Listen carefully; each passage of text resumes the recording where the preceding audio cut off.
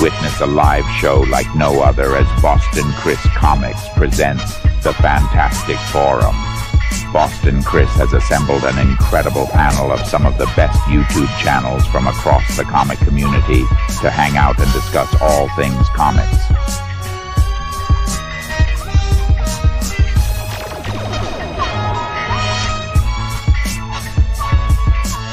So get ready for some fun as the Fantastic Forum starts now. That's right. It starts now. The end of 2024, the last night of 2024. And who is a better person to celebrate it with than me, Boston Chris Comics, welcoming you to the New Year's Eve special of the Fantastic Forum. What's so special about it? Well, I'm here. That's what's so special about it. What's special about it is I don't sound like this anymore. I can actually talk to you guys. Church was rough. I had a hard time trying to talk on church, and I know if you guys watched it, you heard it, and I sounded like I was Marge Simpson's cousin. Not anymore. Now everything kind of has shifted to my nose, and so I sound a little nasally, but not the end of the world. I would much rather have that than the trouble I was having on Sunday.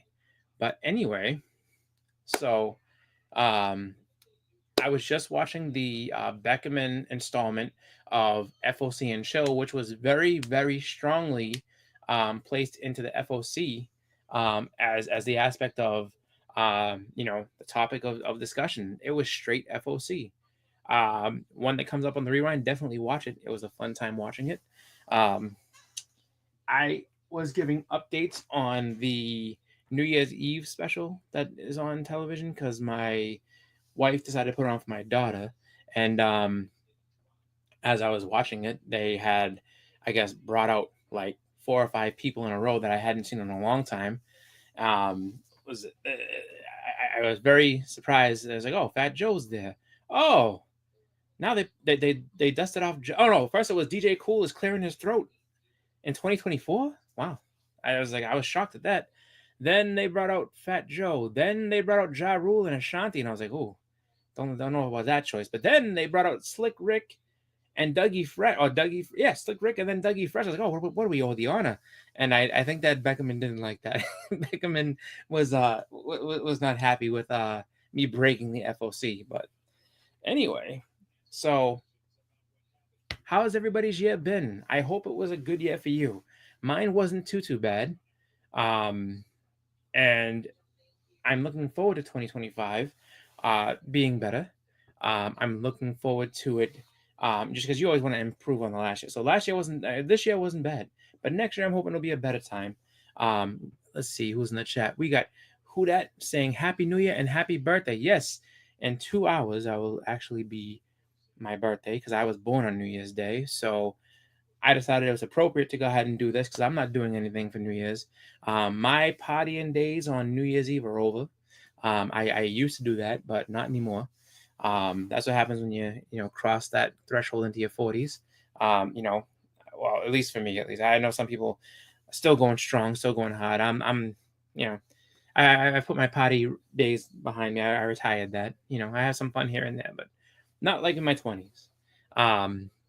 But we have 3 people watching, so thank you guys for watching. I know Beckerman tried to dissuade everybody from going on and watching my my show, which I hope that people do come on and watch because I'm here for you. I want to go ahead and have some fun and interact with you guys. I want to bring in the new year with you guys. I want to talk with you guys about what are your goals, what are your plans, what do you want out of the next year coming up. So yes, it is. Well, not quite 2 hours away from my birthday, but close enough. I'm almost there. At midnight, when that ball drops, this kid is 43 years old. Isn't that fun? Hi. No, there's my daughter. I wanted to run over to him to give him a hug and say happy birthday, even though I'm still up. 4 people are watching this. That's right. 4 people are watching this.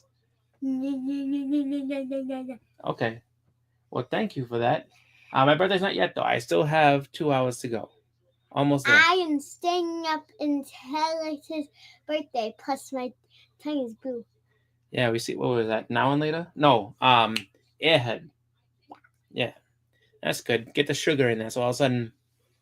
Yeah, that's how. I already ate one. So what the heck? Who's messing with my headphones? Not me. Anyway, I'm just sitting here. Next time this thing goes on, I'm gonna. Okay. Anyways, I had one, and that can also really help me because Help you? yeah, like stay awake because usually sugar like gives. We know what sugar does to a 7-year-old, and that's not what we're looking for. Because all of a sudden he'd be a Tasmanian devil, and we don't need that. But anyway, thank you for Also- stopping. Oh boy. The people who are watching this better like and subscribe, or else. No. Thank you. They can just like and subscribe if they want to like and subscribe. We're not gonna do the wait. threats like last time. It's okay. No. Please like and subscribe if you want to. It's Wait, perfectly fine. No wait. consequences happen. Actually, wait. Oh no. What I was going to say was, or else you're. I'm gonna be inside your nightmares. Oh goody. Yeah. That's a little different of a threat. Please. Asleep, Okay. fall asleep. All right. So now that we scared everybody, let's not have that. Good God. Anyone who has nightmares from Ellie, I apologize sincerely because not much you can do there. But yeah, no. Thank you, Tony, for. Yeah. Oh no, I'm sure. Thank you. So, just saying hi to everyone that's in the chat. We got who that? Tony Sanders, the Tone, JSS Brooklyn. Thanks for joining. But yeah, just something that I felt like I can do, and I can do that. So, come on and go live and just give everybody something to watch for New Year's. Not to say that there's nothing to watch. I mean, I'm sure there is. Let's go ahead and turn on the TV right now and see what's on there. Give me 1 second. Go ahead and do that. So I turn on my TV to see what's going on, and this is all I came up with for New Year's.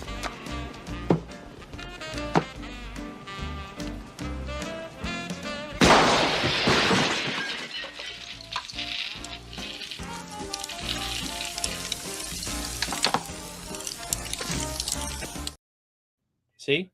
Turn on his TV, and that's why you're watching me, because there's nothing on right now. Which is not necessarily true, but you know what? I'm fun. I can be a good guy. I can be a good host. But as I was saying before I got interrupted by my daughter, like, what are you guys looking forward to for 2025? I mean, I know I have a bunch of things that I'm looking forward to. As far as the community, as far as the thank you for that, JS. Let me go ahead and put this up there. Thank you. Happy New Year to everybody, and thank you for the birthday, which is in the support. I definitely appreciate all that. I know that for me, hoping to get some newer books, hoping to get some stuff that is on my list, and I'll actually go over that because in a second or two, I will say that other things that I'm looking forward to for next year is Heroes Con. Super much looking forward to that. Never been to that convention, and I know that that's become one of the big staples of the YouTube comic community. So I'm looking forward to going down there and meeting up with a bunch of people who I've never met in person before. Going to meet Hudat in person for the first time, which is awesome. Since I've known him, as long as I have, on here, it's going to be great to actually see him in person. Terrificon, which I've gone to many years, but I've never stayed over, and I've never done all 3 days. So guess what? I'm going all 3 days. I'm staying over. So I'm going to actually have probably the most relaxing Terrificon visit I've ever had, because I don't have to get up at like 4 a.m. to take a train down to go ahead and get there, and then have to worry about leaving a little early to come back and everything like that. So I'm super excited for both of those conventions. And I'm hoping to dig and get some great stuff, from both shows, and just hopefully translate that into some, just really cool books that I've always wanted to have. Wouldn't hurt if some of them got me a little, championship run or two on the hunt like this year's did. Can't get mad at that. I had a great time on the hunt. I'm actually, oh yeah, you're gonna have to go, Tony. I don't want to hear any excuses. Don't tell me what a good time. If you don't go to Heroes after saying that you might have to go, I think you're gonna have to, because just know this: there could be some books that come back from there that get used against some people. And I'm not saying, I mean, I know who the current television champion is, and I would like that belt at some point. But no, man. Like I would love for you to go to Heroes. I really do have a want to meet as many people as I can from the community, just because we talk so much through YouTube and Instagram and everything like that, and it's just fun to actually be able to meet up and say hi and actually hang out together and really come together as a community. So that's where I'm looking forward to doing, and I'm kind of hoping to go ahead and get that going for some other conventions too. Like I definitely want to do, I think, and it may be 2026, and maybe or maybe a little after, but I definitely, Baltimore's on my list. MegaCon may be a little bit tough to do, but I might look into doing MegaCon at one year or another. I don't know about C2E2. I'm not really that one for me doesn't seem like it would be like one of the bigger ones that I want to do. But I mean, I would, we have to figure it out and see what's going on. But I'm really looking forward to those type of shows. I definitely want to at some point get down to the Cliff Cons that they do down in Connecticut and stuff. Just because it's a bunch of the East Coast collectors, the Northeast guys that will all meet up and hang out there. So I haven't been to one of those yet. I want to go to one of those. Probably won't next year just because I'm trying to really put a focus on those other two conventions. Another thing that I'm gonna have to do. I know I'm gonna have to do this, and I'm not really looking forward to it, but I'm going to have to at some point get a new computer.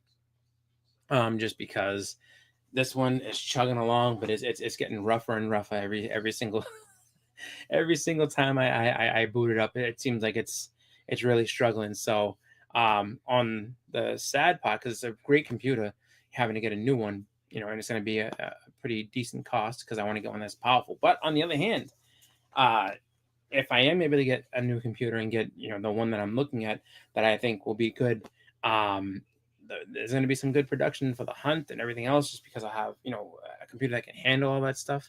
So I'm looking forward to going ahead and trying to purchase that. That might end up being maybe towards the end of the year. I don't know. We'll see. We'll see how long this one holds out. So, but what else do we have here? So, I know that I put the link out in our group that we have for the hunt. So anybody in there, if they want to join, I can also toss it in here, just so that if anybody's out there watching and wants to come on and just talk about some books or anything, we can do that. I will actually go ahead and I do try, but I mean with a newer computer, I'd be able to, I think it would be probably quicker to render some things and get some things out there. So and I could probably look into maybe getting some more experience with making some of these videos and maybe putting in some production of my own, so I don't have to rely so much on clips and things like that. But we'll see, because again, I'm just doing that as a hobby and trying to learn it all. But there's the link if anyone is watching that wants to join. So as far as 2024 was concerned, I said I had a good year. I really did. I got a lot of good stuff. I probably can't show it all because it's in all different places. But I mean, I did get a lot of really good stuff, really fun stuff. And I can show a couple of things. There's some things I've shown before. But of my things that I was able to get this year, I got, like when I go to conventions, I try to get some sketches, just because I enjoy that type of stuff. I really do have a good time with that. That's my con exclusive. I know that they'll be like, oh, like we have the con exclusive book or con exclusive this and that, and it's just like, you know what? I enjoy these as my exclusive because these are my art. This is my thing that I requested, and now I get it, commission piece. So, at Boston Fan Expo, which was really lame this year, they really didn't have they weren't comic focused all that much. But and I think part of that had to do with the fact that Heroes was on the same weekend. But we were able to pick up this right here. Got a sketch from this is Keith Williams. He did an Elvira for me, and I had an amazing conversation with him. He's such a nice guy, and I really look forward to just talking with him every time I see him. I also got this at that same show. Got Sandman by Ken Wheaton. So this is my Simpsonized series of Spider-Man villains. I'm doing the original Sinister Six. So I got this from Ken. And then at Terrificon, I was able to also get one more, and it was Vulture. So I got to meet up with him to grab two more. I need to get Mysterio and Doc Ock. I have Electro, Vulture, Craven, and Sandman. So and they all come out awesome. They're all fun to get. And if you ever see Ken Wheaton at a show, like he loves doing that type of stuff. So bounce him an idea, because he loves doing that type of stuff. I come to him and I'm like, all right, what do you think? And he's like, oh yeah. And so it's just, I guess it's like a creative thing that I guess not many people ask him to do. Like they'll ask him to do Simpsonized sketches of themselves, which is cool. But I guess that type of thing, like a themed Simpsonized character, he kind of likes. I have a hand creeping in. What do you want? What's up? This is a delivery to Chris. Oh, to me. Clark. Thank you. Show it to. Okay, well, give me a second, because you're grabbing it. So, that's what it says. So apparently this is this is my birthday card. Yeah, I don't think they can see it that well. Okay, so Dad, turn it over. All right. Oh, that's nice. Thank you very much. I love you. I love you too. And now open it. And I gotta open it and see what you did. Oh wow. That's you when you're pulling out your candle. That's pretty good. And that's me saying happy birthday. And I say I love you, and I want to wish you a happy birthday. Wish you a happy birthday. Thank you. Heart! Exclamation point! Star Okay. heart. All right. So that's the inside of my card. Look at his face. Yep, that's me blowing up the candles. That's his beard. Doesn't it look like him, guys? Sadly, it does. It does look at me a little bit. But thank you for that. I don't need to know what dance I'm doing. Okay. Well, all right. You can go hang out with Mom, go on your iPad or something? Yeah, and I'm a vampire. Okay, thank you. All right. I will be in your dreams tonight. Oh, goody. Thank you. Not yours. Theirs. Oh, I'm sure they're going to appreciate that. Yeah. She wants to be a YouTuber. She said that that's like her job goal and everything. So I think I'm a bad influence on her in that way. Because she thinks that this is something I do that's like, oh, this is huge and this is great. And I'm like, oh, this is just something I do for fun. All right. So we have a guest in the back. Let me go ahead and bring this guy up. Give him an intro, because that's what I have. Here we go. So.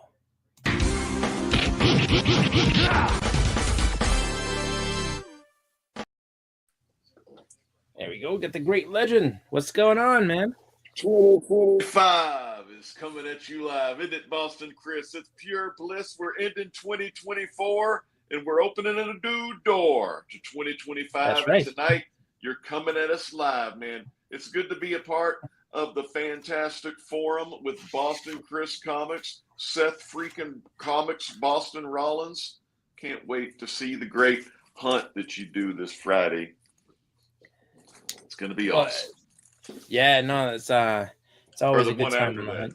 Y'all just had the hunt, didn't you? Yeah, y'all got to take a while off. We had the War Games, the big NWO on the NWO, and it was a good battle. Like the NWO battled well. Can't take anything away from them. They did a great job. Bobby and Doth for them, it's I would say first big show. It was Doth's first show ever on the hunt, and then Bobby. I think he was that might have been Bobby's first time on the hunt as well. Because I know me and Tom went over to the club and battled over there, and that was a different experience for us. We tried our best, but came up a little short, and they got us. But those guys coming over to our show, and they didn't really know. I mean, they've seen it, so I think they kind of knew a little bit of it, but not the whole thing. But they held their own. I mean, and they did really, really well. So I think that both those guys have a definitely good future on the hunt. They both are. I think what you're trying to say is, if one of them comes at you with a knife, you go at them with a gun. If one of them puts you in the hospital, you put one of theirs in the morgue, because that's the Chicago way. Yeah, that's right. You gotta, shaken, not stirred. That's right. She was out of line. I used to do that all the time. I used to say, it was funny as I used to do that on the phone with people. I had a job when I was on the phones, and I'd be like, "Hello, sir. Can I talk to Gordon, please?" And then so my coworker's sitting there dying laughing, and they're just like, you can't do that on the phone. I was like, I don't do it the whole time. I do it once in a while, but I used to sit there and just mess with everybody and just have fun with that. And I just remember whenever they do the little training thing where it's just all right, so you be this one. That I was like, all right, and so all right, so I'll be the caller coming in, and I'll be like, yes, can I talk to Gordon, please? Gordon. And then so the other person's just dying laughing, and this is not how training's supposed to go. And I'm like, well, she was out of line. She was yelling at me. I couldn't concentrate the way that she was going on. If she was in front of me, I might give her a good smack. One funny thing was working at the library. I'd take these calls, from, customers calling about their library cards or whatnot. He says, "Hey, this is the library. How may I help you today?" And they're like, "Wow, you got a voice for radio." And then all of a sudden, I'd totally change my voice and I'd say, "You don't say, voice for radio. Well, I'll be. Oh, shucks." And then I'd actually do some bit like that on the phone. And then they would really just start laughing their ass off. I'd have fun like you. I'd have fun with the customers and shit like that. Oh, you got to, because that's the best way to. I mean, sometimes it helps you pass it. I mean, obviously, if it's a serious thing, it's like, okay, I can't. Yeah. But if it's just I can just mess around or whatever. Yeah. Hi, how are you? And then but I mean, even sometimes especially in my job now, because I deal with students, which I mean that can be challenging. Students in financial aid. So there'll be times where I'll have a rough call with somebody be real mad, and then I'll just kind of, so that I don't kind of challenge, so I don't channel whatever upset me a minute ago. I'll sit there and I'm like, "Hi, how's it going? How are you today?" And I'll try to be all nice and give them, the new person that's on the line, at least something a little bit. So it's even though I'm just and it's just, they could be aggravating me too. I'm like, all right, well, let me take a look. And all right. And I try to do my Ryan Seacrest voice at him. I just had to call him. Cool. It's like, Seacrest out, just kind of mess with them. But I don't say that. I just try to keep it all as positive as possible. But I'm trying to see what other good stuff I got. Oh, actually, this is something I got. And I hope this man is watching, to be honest with you. I really do. Because despite me, I guess, giving him a tad bit of a hard time, I still say I was a gem. But Beckerman hosted FOC tonight, and it was straight FOC. He was just strictly to the orders of what books were coming out, no nonsense, no anything else. And so he was on there, and I guess he felt I was being kind of a troll, just asking different things and to I mean, I was updating people on what else is going on, and he was just like, he was just like, if there was a way I could ban you from the chat, I would. So I like, but in the spirit of awesome things I got this year, he actually sent me something in the mail, which was really, really cool. It was at AOK, and I had said before that I wanted to get a Ken Lashley sketch of Black Panther, and I had a nice sketch cover, but he hasn't come along a little bit. But I always wanted to get one, and so he went ahead and got Ken to do a sketch on. On this Predator versus Black Panther #1. So this is awesome. This is actually one of the things I was proudest to get this year because it's just a fun thing to have. You know your partner in crime, Amazing Muffinator. He also loves Ken Ashley. Oh yeah, no, I've seen him with Ken. Yeah. He actually got Ken to do a hey, what's going on, Seth? How's everything? He got Tats Comics, what's up, brother? He got Ken to do a Darth Vader sketch out of nowhere. He's like, hey, you think you could just do something quick for like, and this is like a few years ago. He's like, guys, he's like, you get, and so he asked him. He's like, yeah, no problem. So And so he told me to do the sketch, cool, like, and he did like this like little almost like Scotty Young looking Darth Vader, and it was sick for what it was. It was like really really done well, and only charged him $20 at the time for that. He's like, yeah, he's like $20. Don't worry about it. Awesome, I would dude. say to anybody who goes to a show that Ken Lashley is working, the treasure that he has on his booth usually is his pre-made sketches. Those are always awesome, and those are always at a great price. They used to be $60, and they were like fully colored and everything. I think they're a little bit more now. I think he's up around, I think either 200 or something like that. But that's still good. It's still really good.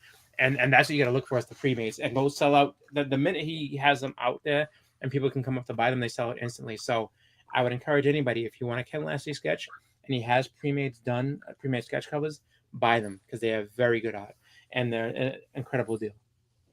That's right, man. Anytime you get the good deals, especially when they got Ken Lashley's name on it, it's something you're going to want to pick up because he's a legend in the industry, one of the best artists you're ever going to see and know about, and just one to scream and shout about. So, man, no doubt, get the Ken Lashley. Got to get the good stuff, man. And slab it, too, because that's good, too. I love slabs. I don't know. You like slabs? I like slabs, but I can't, like, have a collection like, say, T.J. Watson, the Slab Dragon. I don't have the room. Too many kids, wife, dog, 2 cats. Yeah, it ain't gonna work like that. So I'm trying to like get rid of the collection, like whittle it down to just my favorite little runs, because I do want to stop collecting. I'm gonna try to stop. God, I can't say that because I know I got to keep collecting Saga and Fantastic Four physical, but I'm gonna try to stop Shazam physical pretty soon because I'm finding that I don't really need it anymore, man. I got all those first appearances of all those Golden Age characters from Fawcett, and this modern stuff is it's readable and fun. I just don't think it's collectible. Like if I can read this like 1 month later on the app, I'm good without. I don't even have to buy it. If there is a variant, I might pick up a nice variant cover. But other than that, I think I'm all done with the Shazam. Once this volume finishes up, I think I'm all done. And then I'm just going to concentrate on reading all DC digital. And then, of course, keep collecting the FF. World's greatest, right, man? I got to keep collecting those paper copies because I have every fucking one of them. Oh, there you go. Yeah. No, I think that's not, I mean, in terms of what you're saying is not a bad idea. Like, I mean, especially when you have all the big ones and everything like that, it's not bad to kind of whittle that down and be like, I'm not doing this and that. Thank you. But I can show you actually. Talking about a slab in a book that I wanted for this year, and one that I was like, you know what? Put yourself on the big screen. Oh, okay. I got to see this beautiful. So, got that lip number 9.0. Is that guy playing Tron? That looks like a Tron. Either Tron or Star. I think it's either Tron or Star Wars. I don't quite know, but I do know that this is the first comic appearance of Donkey Kong and Mario. So wow, I never even knew something like that existed. Okay, so would this be the first comic book appearance of Donkey Kong and Mario? And is it going to be, I guess, their Donkey Kong and Mario video game from Nintendo? I guess is it something about the Nintendo game? It might actually even have been Atari because this is '83, so this is before Nintendo actually came out with the entertainment system.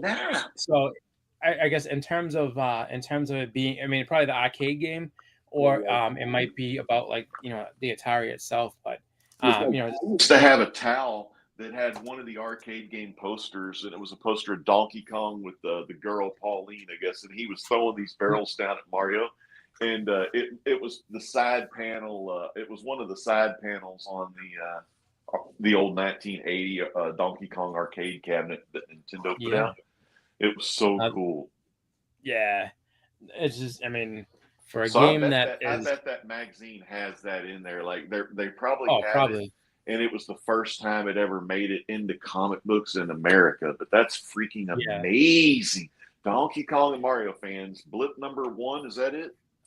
Yep, blip number 1. Dude, I bet that's a cool mag. I mean, or a comic. I bet it's cool. I bet it's all like video game stuff, and I'm all about that. Pretty much. And then there was there is one other issue I want to get. I think it's number 3. And that one actually has Spider-Man on the cover playing a video game. So, and then they're covering his video game, the arcade game that they had. Yeah. But that was one of my top books that was on my list. And then trying to think, like I have a bunch of stuff, like a bunch of top books I can show.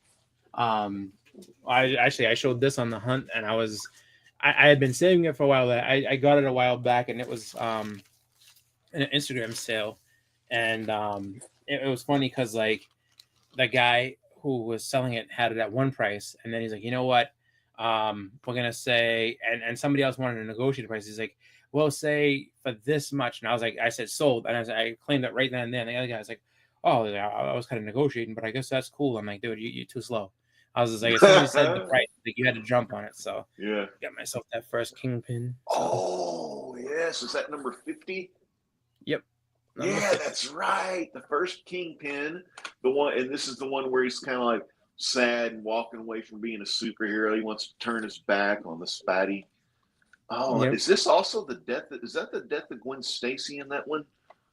No. So Gwen Stacy doesn't die until 122. Oh, 121 is when. But Jerry Conway told me that people always got pissed off that he killed the girl Gwen off. He told me that when I interviewed him. It was funny. Yeah, no, this was a triumph book because I finally got it, and I was like so excited because I've been chasing that for at least like 4 years, and like I mean like actively, like I had it, and I had good deals on it, and I was trying to get it going, and then the bottom fell out of a couple of deals, and then I last year I went to a convention, and the guy had one raw, and he had it for I think $1,200, and I showed up with like a ton of doubles and all like just good keys and everything like that, and I was just like, all right, like most of these are high grade keys that are they're pretty good. I can restock your wall right now. I was like, I'll give you all these right. And it was something like $35, and I was like, I can restock everything you have, or just restock your wall. And if you want to do a trade for that straight up, I'm good. I was like, I'll give you all these for that right now. And he's like, I don't know, it's my only one. And I'm like, but if I had $1,200, you would take that, but you won't take this stuff. He's like, well, I gotta look it all over. And I was like, take your time. I was like, look it up, see what you want. And then so he's like, all right. And he started picking out the books that he wanted out of it, and he took about 20 books out of it, and then was like, he's like, well, is there anything else that you would probably like want to get? So I just kind of threw something out. I was like, all right. I was like, well, that first Gambit over looks kind of nice. I already had one, so I didn't care.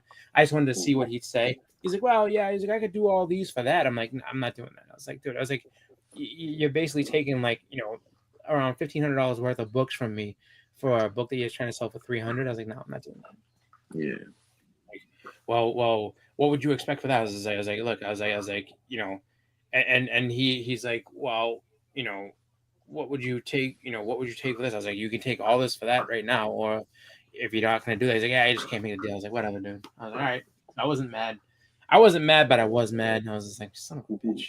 But I was like, whatever. And so the fact that I actually got one was cool. I was like, all right, perfect. I get this. And then actually, I do have one that's gonna. So this wasn't on my top list. I just saw this randomly, and I was like, this is cool. I gotta get this. And then this one had so much else going on with it that I'm like, oh, I know what I can do with this one. I can just bug Tony with this one all day. So I bought this. Because it's a sick cover, and it's not even the like they talk about the I think is like 1 in 10 variant. The 1 in 10 variant cover sucks. The regular cover is amazing, and so I got this specifically just to mess with Tony, just because of the fact that It's an early Crow appearance, and this one happens to be triple signed by James O'Barr. So we got Dead World number 10. And are you taking off? All right. No problem. Thank you for coming on, Legend. Oh no. And the dog farted. So so got this. So this is signed down there by James O'Barr. And then it's let's see. It's signed on the cover, the first page, and the back cover. So, and this is the part that I know Tony Big, son of a bitch. But yeah, I mean, the fact that you got to sign 3 times is pretty crazy, but just definitely a cool book. So one that I was excited to get, just because I'm like, all right, this is definitely a PC book, and it's hard to find. Like the regular cover, that one that I just showed is actually really tough to find. So all I can say is if you go on eBay, look for it. I don't know if there's a lot of them out there. If you go in the cons, check it out. I know I got a claim. That doesn't mean anything. That's mine. I'm not giving that up. I see that loud and clear. But no, I'm gonna do the Dikembe finger wag on that one. Let's see. What else did I get? Actually, so this I want to say is this was my at Terrificon. This was the best pickup I got there, and I would say potentially even the best pickup I got all year as far as like just the deal I got on it and everything else. So I ended up getting this, and there was no price on it, and I'll show you what I mean in a second. So there's a sticker, but there's no price, and I was just like, okay, well, how much? And the guy took a look at it. It was at the Heroes, the actual guys who were throwing Heroes, was at their booth, and so he's like, well, I think I can do about 25 on this. I was like, what? He's like, it ain't no 9.8, and I was like, sold. He's like, oh, I'm just letting you know it's not. I was like, sold, good, $25. Yeah, let's do it. Because I was at 2 booths over, and somebody had the same book for way higher, and I'll tell you more about that in a second. So it was this here, the Marvel Preview number 7. So with the Satanic cover. So this is the first comic appearance, or this is the first appearance of Rocket Raccoon, as far as him being Rocket. All right, we got Beckerman. So Beckerman, after he told everybody not to watch, which I understand, Beckerman did an amazing job on FOC. I will say that first and foremost. I gave him a little bit of a hard time, but I tried to stick within the FOC limits. But I'm glad that you're here, Beckerman. Thank you for coming and joining the party. So the best part is when I went around after that, because I knew as soon as I picked this, I was like $25, gave it to him. And then so this is the first Rocket Raccoon. Is actually called Rocky Raccoon in this. I was talking with people, and the guy who I went right to the guy whose booth it was. Thank you, Beckerman. Thank you so much. Got an hour and 21 minutes until I'm actually officially my birthday. But thank you for being here, and the birthday wishes. I love that. So I went right to his booth, and I was like, how much is that? Because he didn't have a price on his, and I was like, how much is that right there? He's like, that's $200. And like, oh, thank you, Susie. Great to see you here. Like I said, oh, thank you, Tat. It's almost there, not quite. Got to get a little longer, and then I'll officially be. And surprisingly, I don't know if I look. Do I look this actual age? But I'm going to be 43. I'm no longer a spring chicken. 43 years old. I'm going to be. But it's I think I look okay for 43. I don't look too old. A little bit of gray in my beard, but not too bad. And I'm not gorgeous by any means, but but so he said $200 and hit. Now, if this is let's say this is a 3.5, his book was like a 4.0, right? And so he's like, all right, $200, whatever like that. And so I showed him this. I was like, dude, and he goes, oh shit, great, pick up. Blah, blah, blah. How much you pay? I said $25. Like, yo, in this condition, you could have got like $150 for it. I can't believe it. And he's sitting there freaking out and everything. So best of both worlds and this might sound a little childish, I understand, but there is a place up here called Melathob, and it's an ice cream place, and so they actually do ice cream cakes, and this ice cream cake puts Carvel to shame. It is the best ice cream cake I've ever had. So I actually have an ice cream cake from Melathob, and I am very excited to get some of that tomorrow. So tomorrow I'm going to have go out to eat probably for like lunch or dinner, something like that. And I'm probably gonna do Italian food just because I like Italian food. Even though I'm not Italian, I love their food. It's delicious. My wife is Italian, and my daughter's actually Italian. And it's funny, my daughter isn't quite the biggest fan of Italian food, but my wife makes very good Italian food. So does our family. And so then I'll probably go and do that, and then come back and have some cake, and then I don't know, have some. I don't know specifically if there's anything I'm going to get for my birthday other than that. So I think that's pretty much all I'm going to do there. And then just enjoy the fact that I have, at that point, so tomorrow I have 24 hours and it's back to work. I've been off of work for like 3 weeks and it's been amazing. Just because it's just fun to be able to wake up later and everything like that. So, but I actually am ready to get back to work. So, but with that, so $25 for this one. So that I would say from the price point and the kind of book it is and everything like that, probably my best pickup of the year from that point of view. I also picked up another magazine style book, which was this one here. And I saw this on an Instagram video from Little Giant Comics, and they were just like, just basically like scanning their wall. And I was like, oh, what's that book? And he's like, oh, that's a good catch, And I was like, all right. So I had gotten some other things. And, he was just like, well, you come in for local pickup for this. And I was like, okay, no problem. So I went there and I was just like, how much is on this? And he said, well, I have it marked at, $250. He goes, but right now he's like, I'll give it to you for $150. I was like, sold.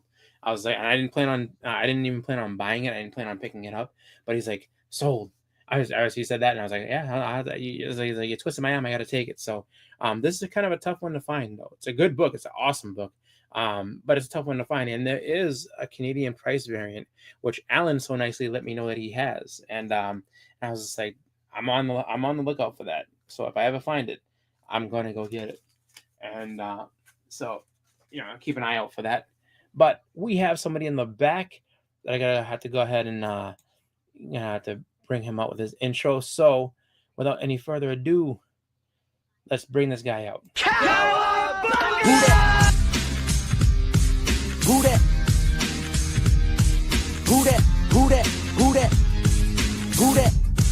Spec that is not upset. Best in boxing. Who that?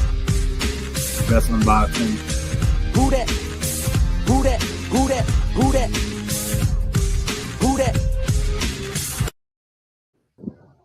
I actually like. I love the Hawkman, the Zatanna books, the ears. Yeah, looking at.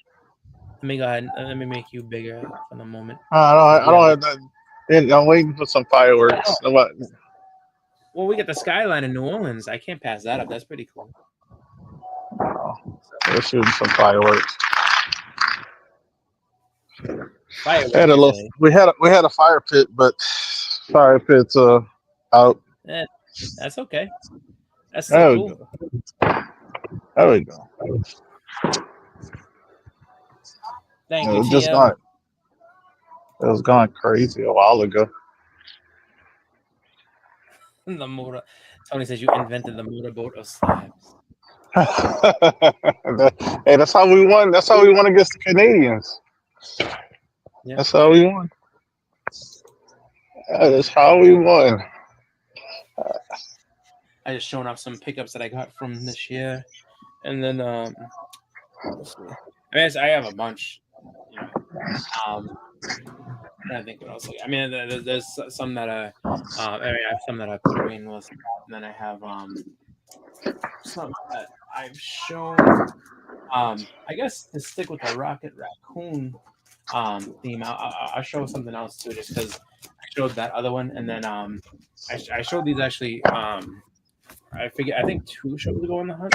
So this I got I think 2 years ago, and then I was like, I saw that there was a great deal to go ahead and be like, oh well, pick up an upgrade. So I was like, I gotta upgrade. So I was just like, let me go ahead and upgrade this one. I got a 9.4 of that Rocket Raccoon slab. So excited for that. You still have the? Which, did you upgrade or do you have both 2 copies?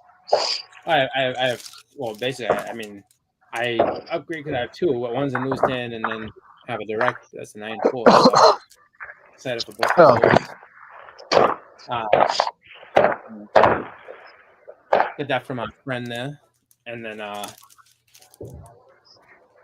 see.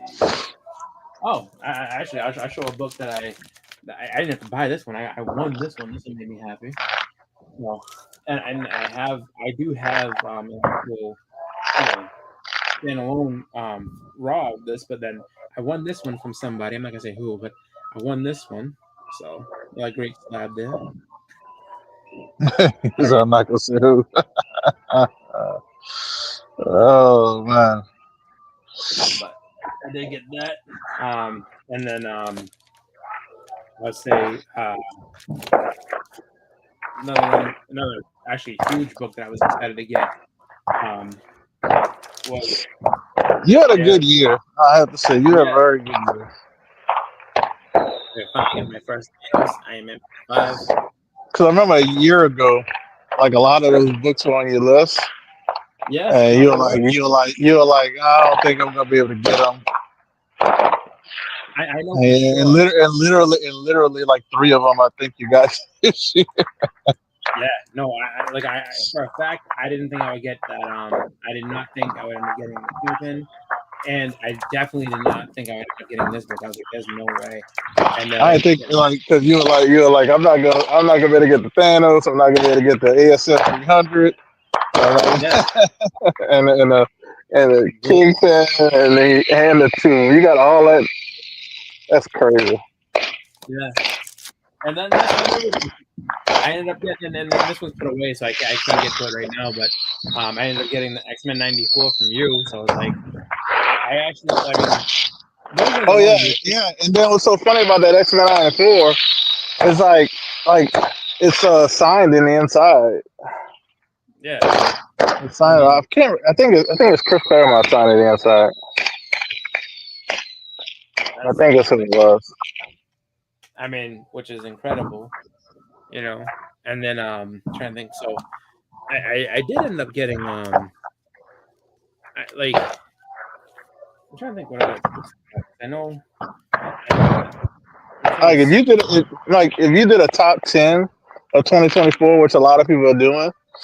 Yeah. Like I could name I think 5 or 6 on top of my head. Notes are freaking killer. You know what I mean? You got the Thanos, you got the Iron Man 55, you got the Tomb 10, ASM 300. You got all right, y'all. What y'all ready? If y'all ready, already. What else? ASM 300. Actually, you got that Adam Warlock. Yeah. Like that's like 6 books. Well, yeah. And then here's another one I got. If you remember this, I got for you too.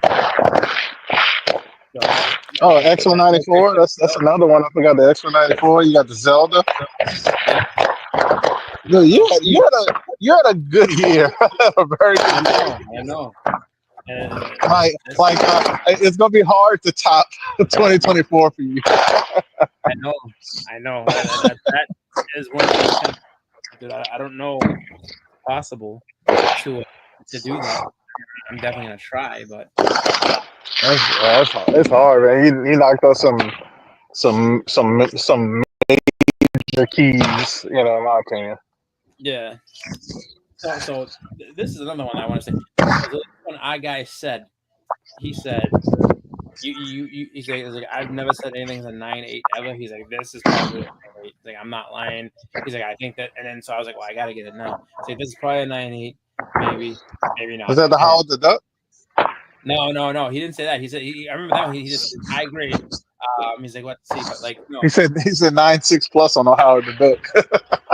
Yeah, he's so the Seduction of the Innocent, and that Dave Stevens. Hey, and I told you I sent mine in. I got it 9.8.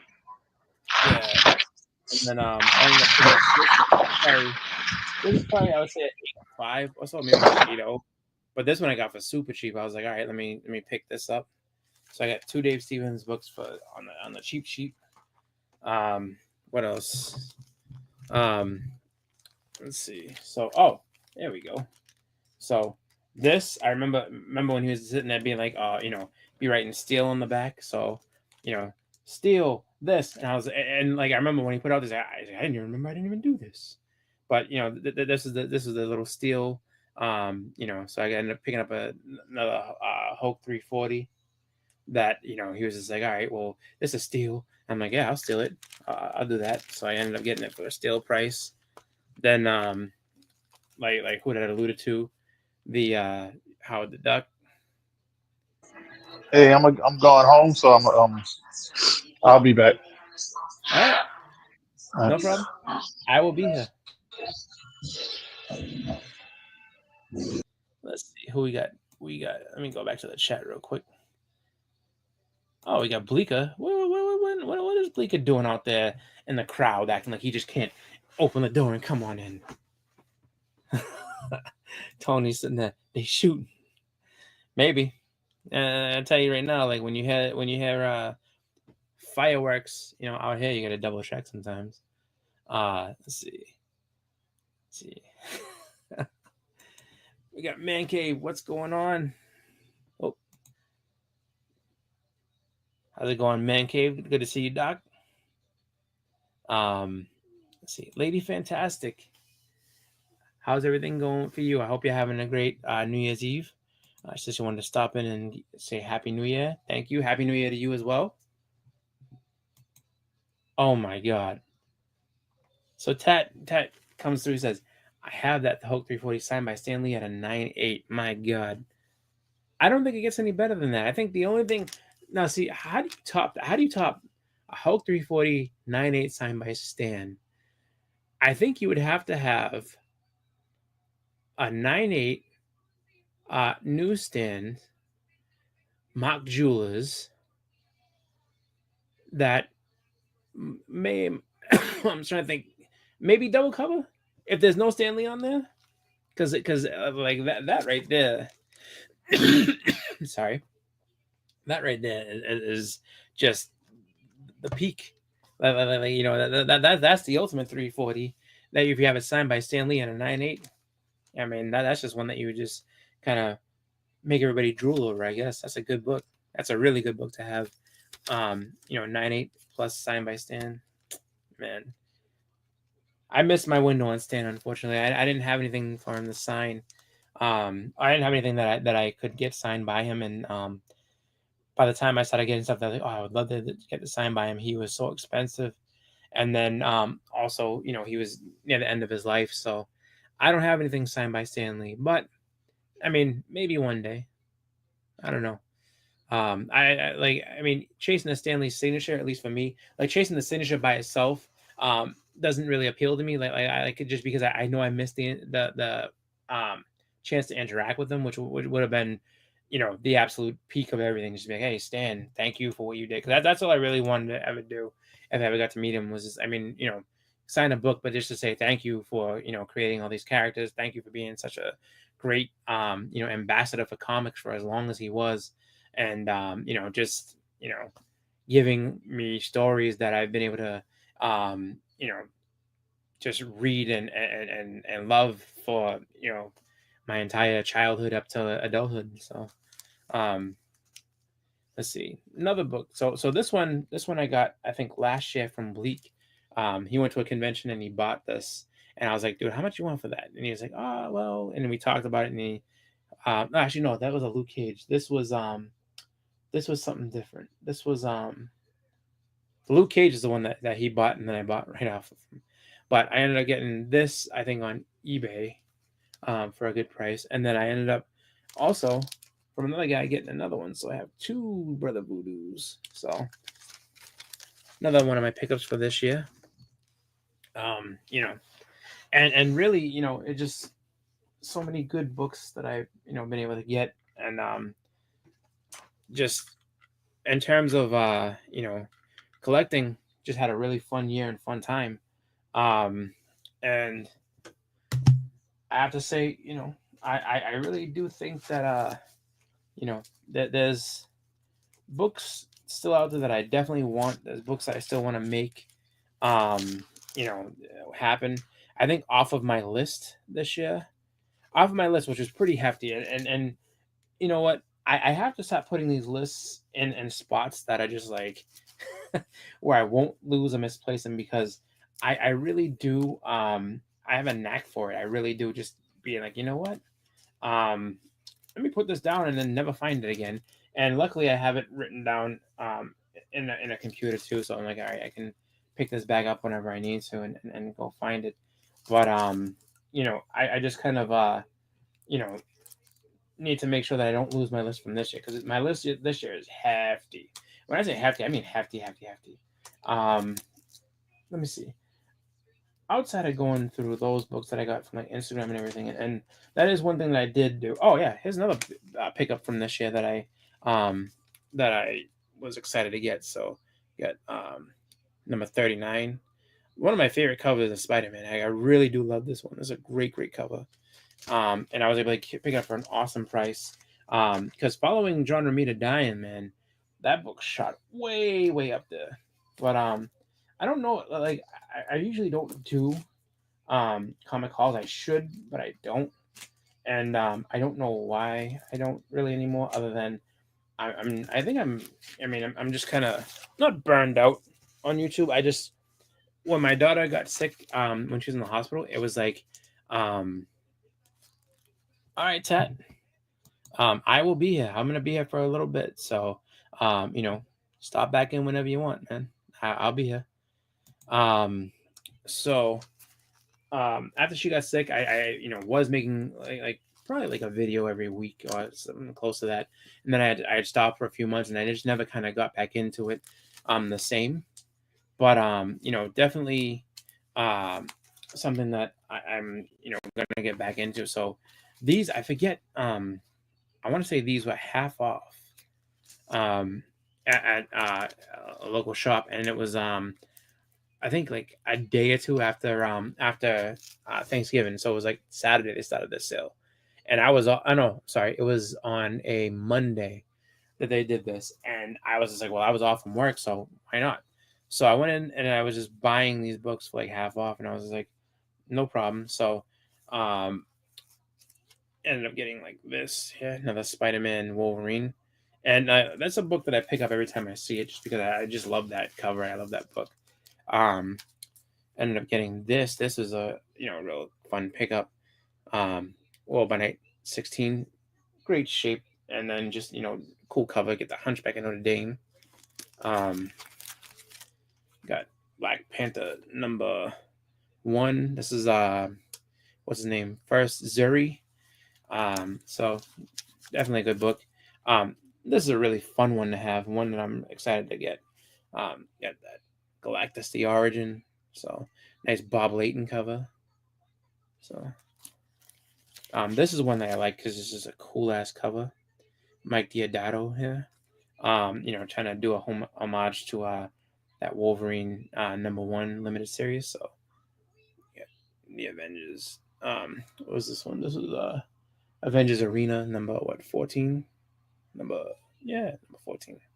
So another cool one. Picked up no, this is I think first by Lavelle, pretty sure.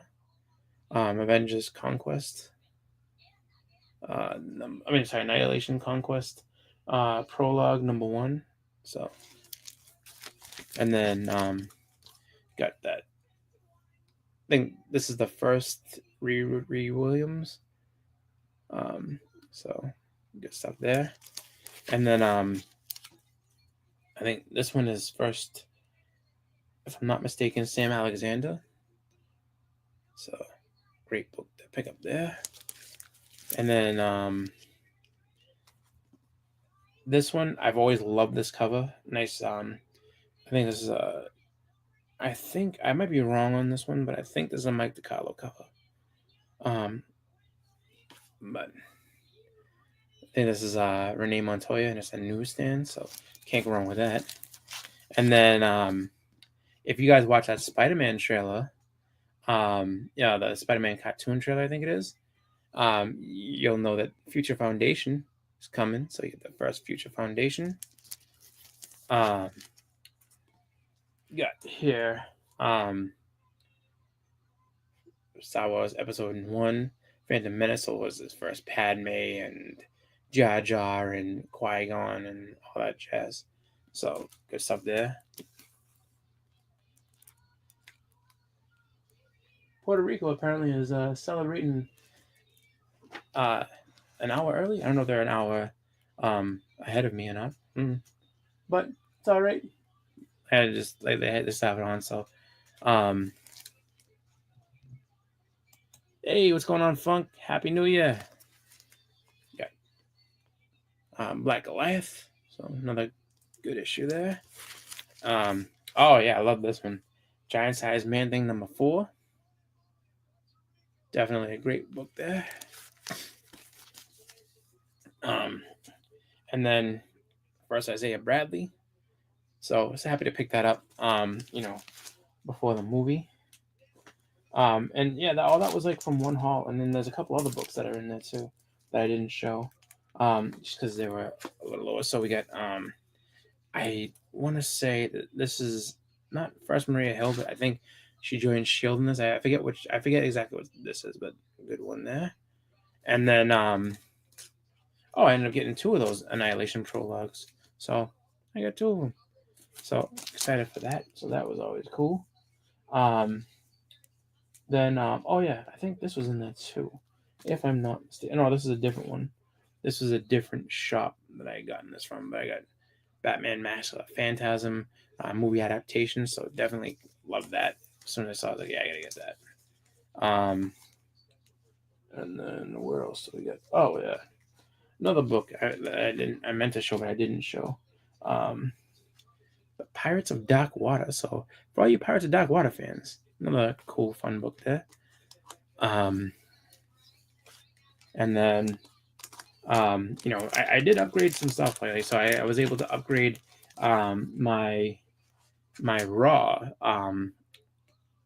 Amazing Spider-Man first Black Cat 194 here to and oddly enough, so this is a direct, which were at the time more rare than the newsstands, but I got myself a 9.2 newsstand for. I remember getting this for a great price. This was an awesome book right there to pick up. So I was excited to get that. And then I also upgraded. Maybe not upgraded. I think this is within the same grade range. Probably a little low. I think this might be a 9.0. This is given me by Splash Page Comics as a wedding gift back in 2016, and so. That was definitely so awesome. That was definitely something that I appreciated, and I was really excited to have. And I ended up getting this from. I upgraded that and ended up getting a 9.4 of that. So definitely excited to have this as a 9.4. So yeah, man, I have to say not saying that. I think I didn't do a good job. I think I did a really good job with books this year. And like I said, there's still more that I can't get to right now. But just a ton of books that I picked up. And the other ones, most of those other Raw ones were just from like one haul. But these ones are all just kind of these ones were just pickups throughout the year. So some fun stuff to get. And then, with that, I'm kind of, wondering and looking forward to next year. Like, what books do I want for next year? And before anyone says anything, okay, I cast a wide net, and I do that for a reason. So when I show this, people are like, oh, you can't possibly want that many books. And yes, I do want this many books, but it's not in the way that you would think. So this is my top book list. Now, is this all going to be done in one go? Absolutely not. That's why I caveat it and say 2025 and beyond. Oh, give me 1 second.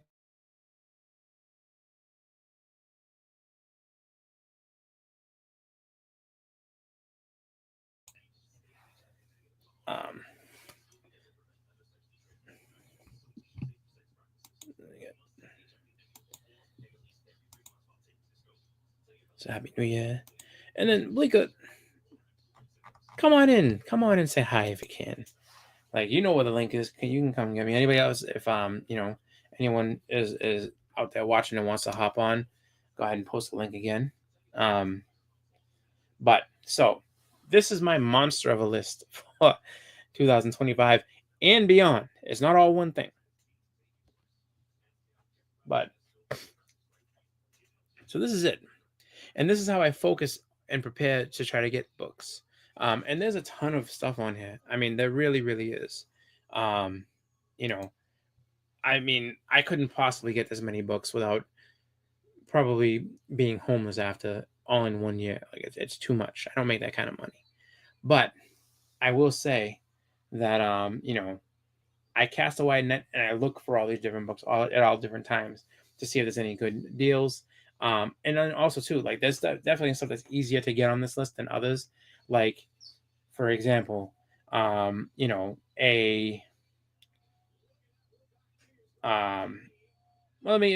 example, like a book that I know is not going to be like super, super hard to get would be like something like,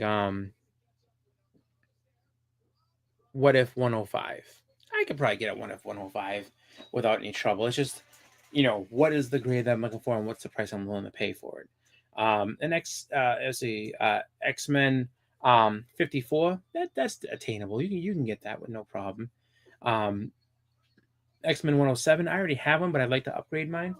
So, it's all about trying to get it in that sweet spot where you're not breaking the bank or overpaying for it.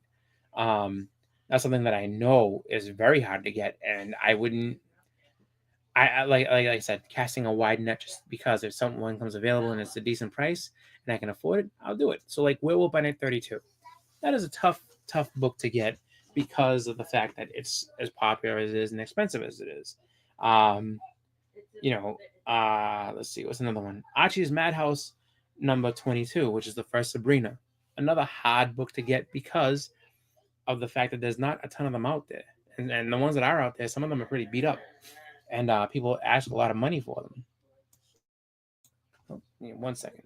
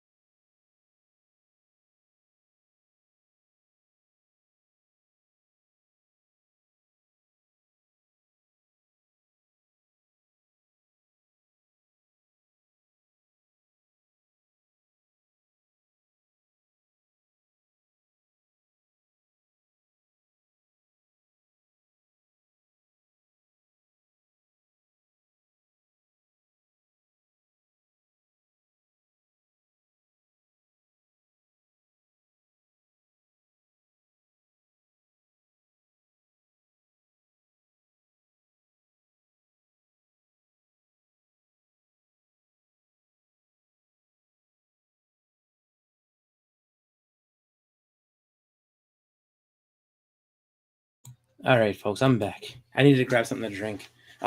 Still battling the cold. It's not done yet, but it's not as bad as it once was. And with that being the case, just need to get something to drink because my throat's getting a little dry. There we go. Much better. So as I was saying, so there's definitely things that are easier to get on this list than than others. But like I say, I cast a wide net because you never know what deal you're gonna come across, and it also helps me focus on different books. So, but with that being the case, I did want to go ahead and take a moment to, just kind of look at my list and see, what it is that I want to do for this upcoming year. Just because there's some books that I have here that I would that I would prioritize. So I get another list here, and let me go ahead and bring this up a little higher so everybody can see it. So of the books, and these are the I would say like the tougher books that I want. But like how would I prioritize them? What do I think about them? So I put them in the order of priority, meaning the ones I really want to get. Definitely want, self-explanatory. I definitely want these books. Really want is more of a, I would like to get them, but if I don't get them, not the end of the world. Like a lot, same deals. It's like, all right, like these books a lot. Cool to have is more or less like, I would like to have these books, but if I don't get them, it's no big deal. Would be nice is kind of like the ones I'm reaching on, like, oh, it'd be nice to have that. And then wishful thinking is just that. Wishful thinking, because the fact is the book might be priced out of my range. It might be something that I really want to get, and then really want to get, but just, for whatever reason, circumstances just conspiring against me from getting it. So first book, Akira, number 38. I'm going to put this in definitely want, just because it's a hard book to find, and it's one that I would definitely want to get, because I want to get that whole run. But that one, it's an expensive book, and people know what it is, and they're not really too willing to budge off of that price. The next one is Archie's Madhouse, number 22, the first Sabrina, and I'm gonna put that. I would love to put it in priority. It's one that I definitely look up for all the time. So if I had to, you know what, I'm putting it in priority just because I will put it there. ASM 101, that goes in the priority.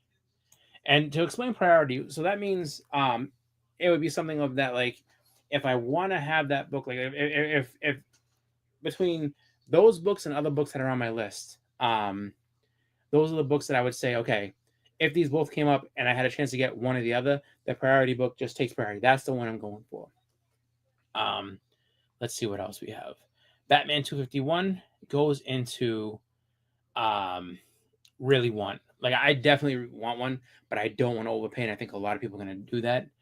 Cap 100 also goes into really want. Another one I would, absolutely want to get, but if I can't get it, I'm going to try.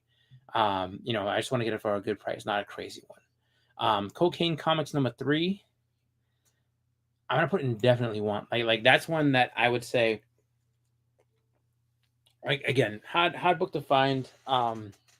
In a reasonable price, because people like shoot the moon on it because it's a tough book, it's an indie book, and there aren't a lot of them printed. And then on top of that, I guess Leonardo DiCaprio's father worked on it, so you have the Leo factor, I guess. So that's one that people will go ahead.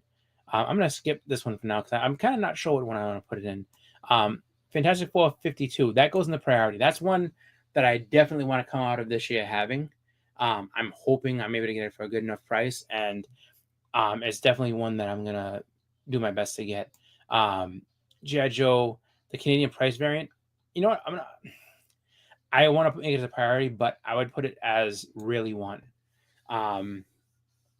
So just because, again, with those, I'm looking for a condition, and I'm also looking for a good price range on it. And the two never seem to cross. The grade that I want seems to be way out of my price range, and then the price range I want is outside of my grade range. So I just keep an eye out on that. 227, which is one to have. That's cool to have. I would like to have it. But it's not a priority for me. Another one that would be, I'd put it in cool to have or would be nice. So these tiers here, Iron Man number 1. very expensive, and I'm not like breaking my back to get one. Let's see. Next we have Silver Surfer #4. So it definitely would be a priority book. Like there's one that I would prioritize over other books. It's just I think it's going to end up being in the Would Be Nice. So it's still it's a priority. It would be nice with an asterisk with priority, because for me, I don't think I'm going to be able to get it for the price range that I want, because it's an expensive book. It seems to keep going up. I'm going to put Ghost Rider #1 and Really Want. I'm going to put the Marvel Spotlight 5 in Wishful Thinking, because it's an expensive book, and I wish I could get one, but I just don't have it right now. Maximum Carnage #1 is going into priority. I'm going to try to find one for a good price. And then Spawn, the black and white. So this is the Spawn #1 that came out in '97. It's like a reprint, but it was like a just hard to find black and white reprint, just a cover. Everything else is the same. That's not also going to Would Be Nice. So those are the ones I would say are probably the books I would look for the most, out of like the top books that I have on my list. And I'm gonna basically prioritize them in that kind of category. I don't know everybody's preference is different, so I don't know if anybody will be like, "Well, move that to this," or "What do you think about that?" And actually, let me go ahead and put it like that, because it's probably easy for you guys to see that. But I think for my top books, that's not bad. I'm hoping to come across some of these at Heroes or Terrificon.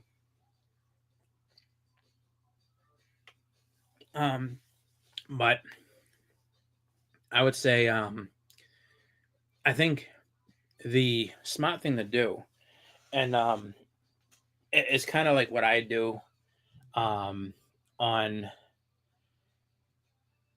so while I'm at work, and I don't know if you guys are seeing this right now. Hold on, because I can't see the tab. I'll probably not. Let me. So I'm gonna stop sharing that, and then I'll present something else, because this is really what I do to try to get myself, I guess, a better way to try to collect. So give me. Is this no, this isn't. Oh, this is close enough, because I have too many other things. But basically, I make a spreadsheet like a big nerd, and I'll go ahead and I will categorize it out, and just kind of look at the desired grade. So for example, the Shocker, I want a 5 or better, and my desired price range, which might be not the smartest, and these numbers here I haven't looked at in a while, so I have to go back and look at them. But just in between 150 and 350, and then I look at GPA to see what the sales look like most recently, and then probably try to compare with Go Collect, and then I look at the different stuff as far as eBay and things like that, and then I try my best to try to figure out what everything kind of looks like. So at the time I was looking at this, it was looking like for a 5.0 and 6, it was being between $226 and $300. And then at the time there was one that had sold, it said it was a mid-grade for $221.74. So I get all into, I'm no math whiz, so before anyone's like, oh, like look how great that is, but it's just like I do my best to try to figure it out and then go from there. But that's just kind of how I keep track of things, to make sure that I can know what it is I have and what I'm looking forward to, and whether that's, I guess, ultra nerdy or just really whether that's, I guess, I don't know, going too far. I don't know. I just do it because I think that it helps me focus on collecting. So I don't know if anybody else does stuff like that because they enjoy it that way or anything, but I think that that's kind of a good way of prioritizing and trying to get my collection I guess, or the books I'm looking for into a better space. I know that you know, some people go like in deep like that. Like there's a guy I think it's called Moneyball Comics, and he goes like hard into that type of stuff. Like if you ever watch his channel, he's one that does a lot of research. And I would have to say that like when it came to me getting the books I did, I mean, that's actually, I think what helped me the most is just doing all the research I could and trying to figure out, the different avenues, and then, picking up what I could. So, I mean, one of the hardest things to do in this hobby, I would say, is when you have books that you like and that you're going for, is going in blind and trying, because sometimes you do. Sometimes you go in blind and you pick up, a great deal. Sometimes you go in blind and you overpay. But in the end, I think that really the research, it's not that hard to do. I mean, it's just like, if you have some downtime, just go on and check, and it can be tedious.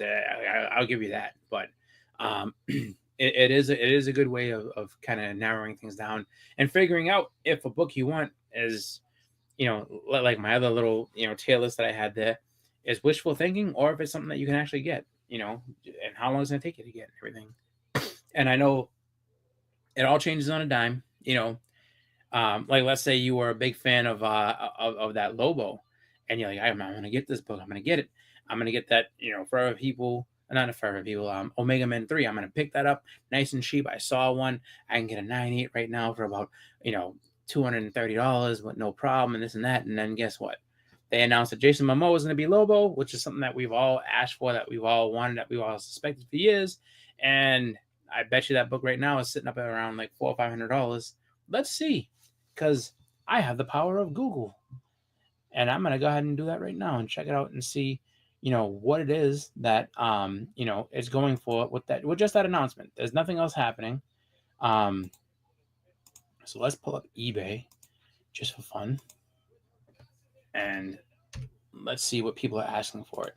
Not what it's selling. Actually, let's see what it's selling for, because it could be, that people are asking for the moon and then it just hasn't sold. But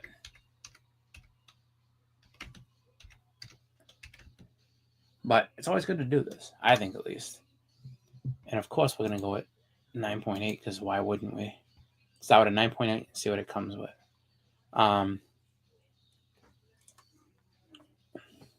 Well, all right. Oh wow. Okay. Jeez. I'm kind of wow. Okay. All right. We have to take a look at this, because I want you guys to see this, just because this is kind of a weird one. When I'm looking at the information here, it's showing me that for this, so we're gonna start out with making sure that we're big here. So all right, well, big enough. Let me see. Let me give it its full view. All right, so looking at this, right, we got the Omega Men, and you have a 9.8 right now, 4 bids, 4 days and 20 hours left. So basically, 5 days left, we'll say, and $20.50. So someone be like, oh, I'm gonna snag this for a deal. I don't know about that. You have a signed one by, who is it? A double signed by Wolfman and Keith Giffen for $30, same amount of time. But then you got this guy with much more time, with way more bids, and funny enough too.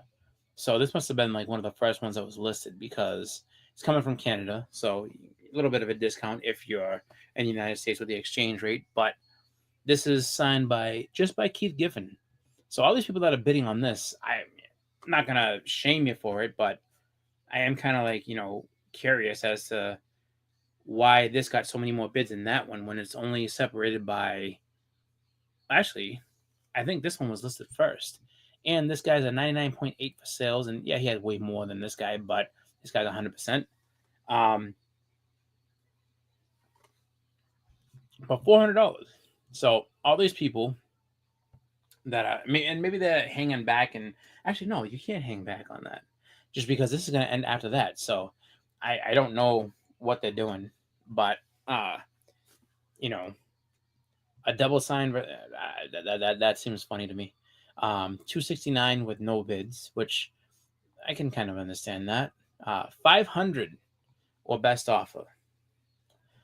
I would say, all right, buy it now for $417.97. Damn. Oh, facsimile. Okay. Let me just double check this one over here. Make sure it's not a facsimile. Nope, that's not a facsimile. So, all right. Let's see. Reprint. Facsimile. Hold on. I have to double check that because I might be wrong on this one. This has to be a reprint.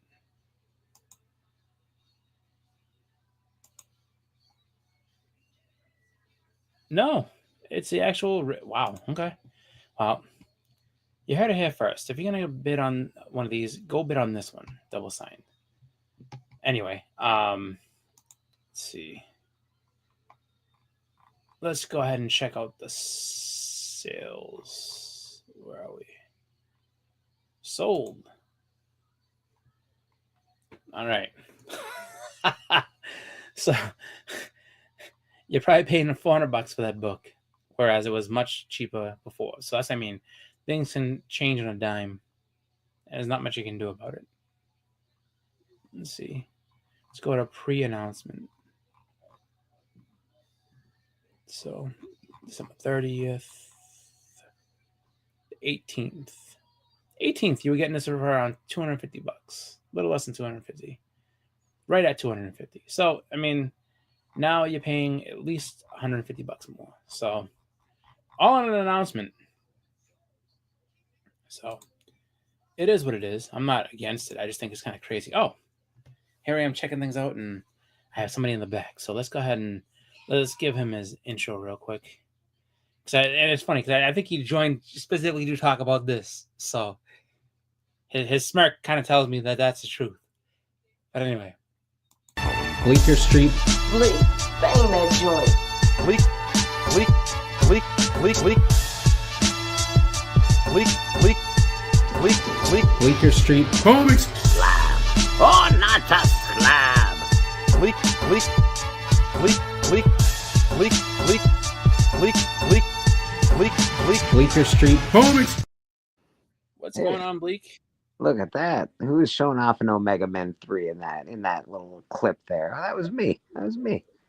That's right. I happen to have two of these.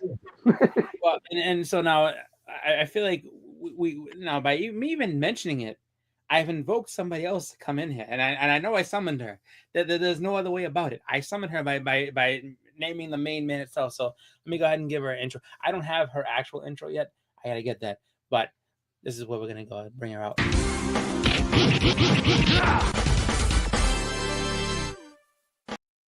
I'll take it. I'll take it.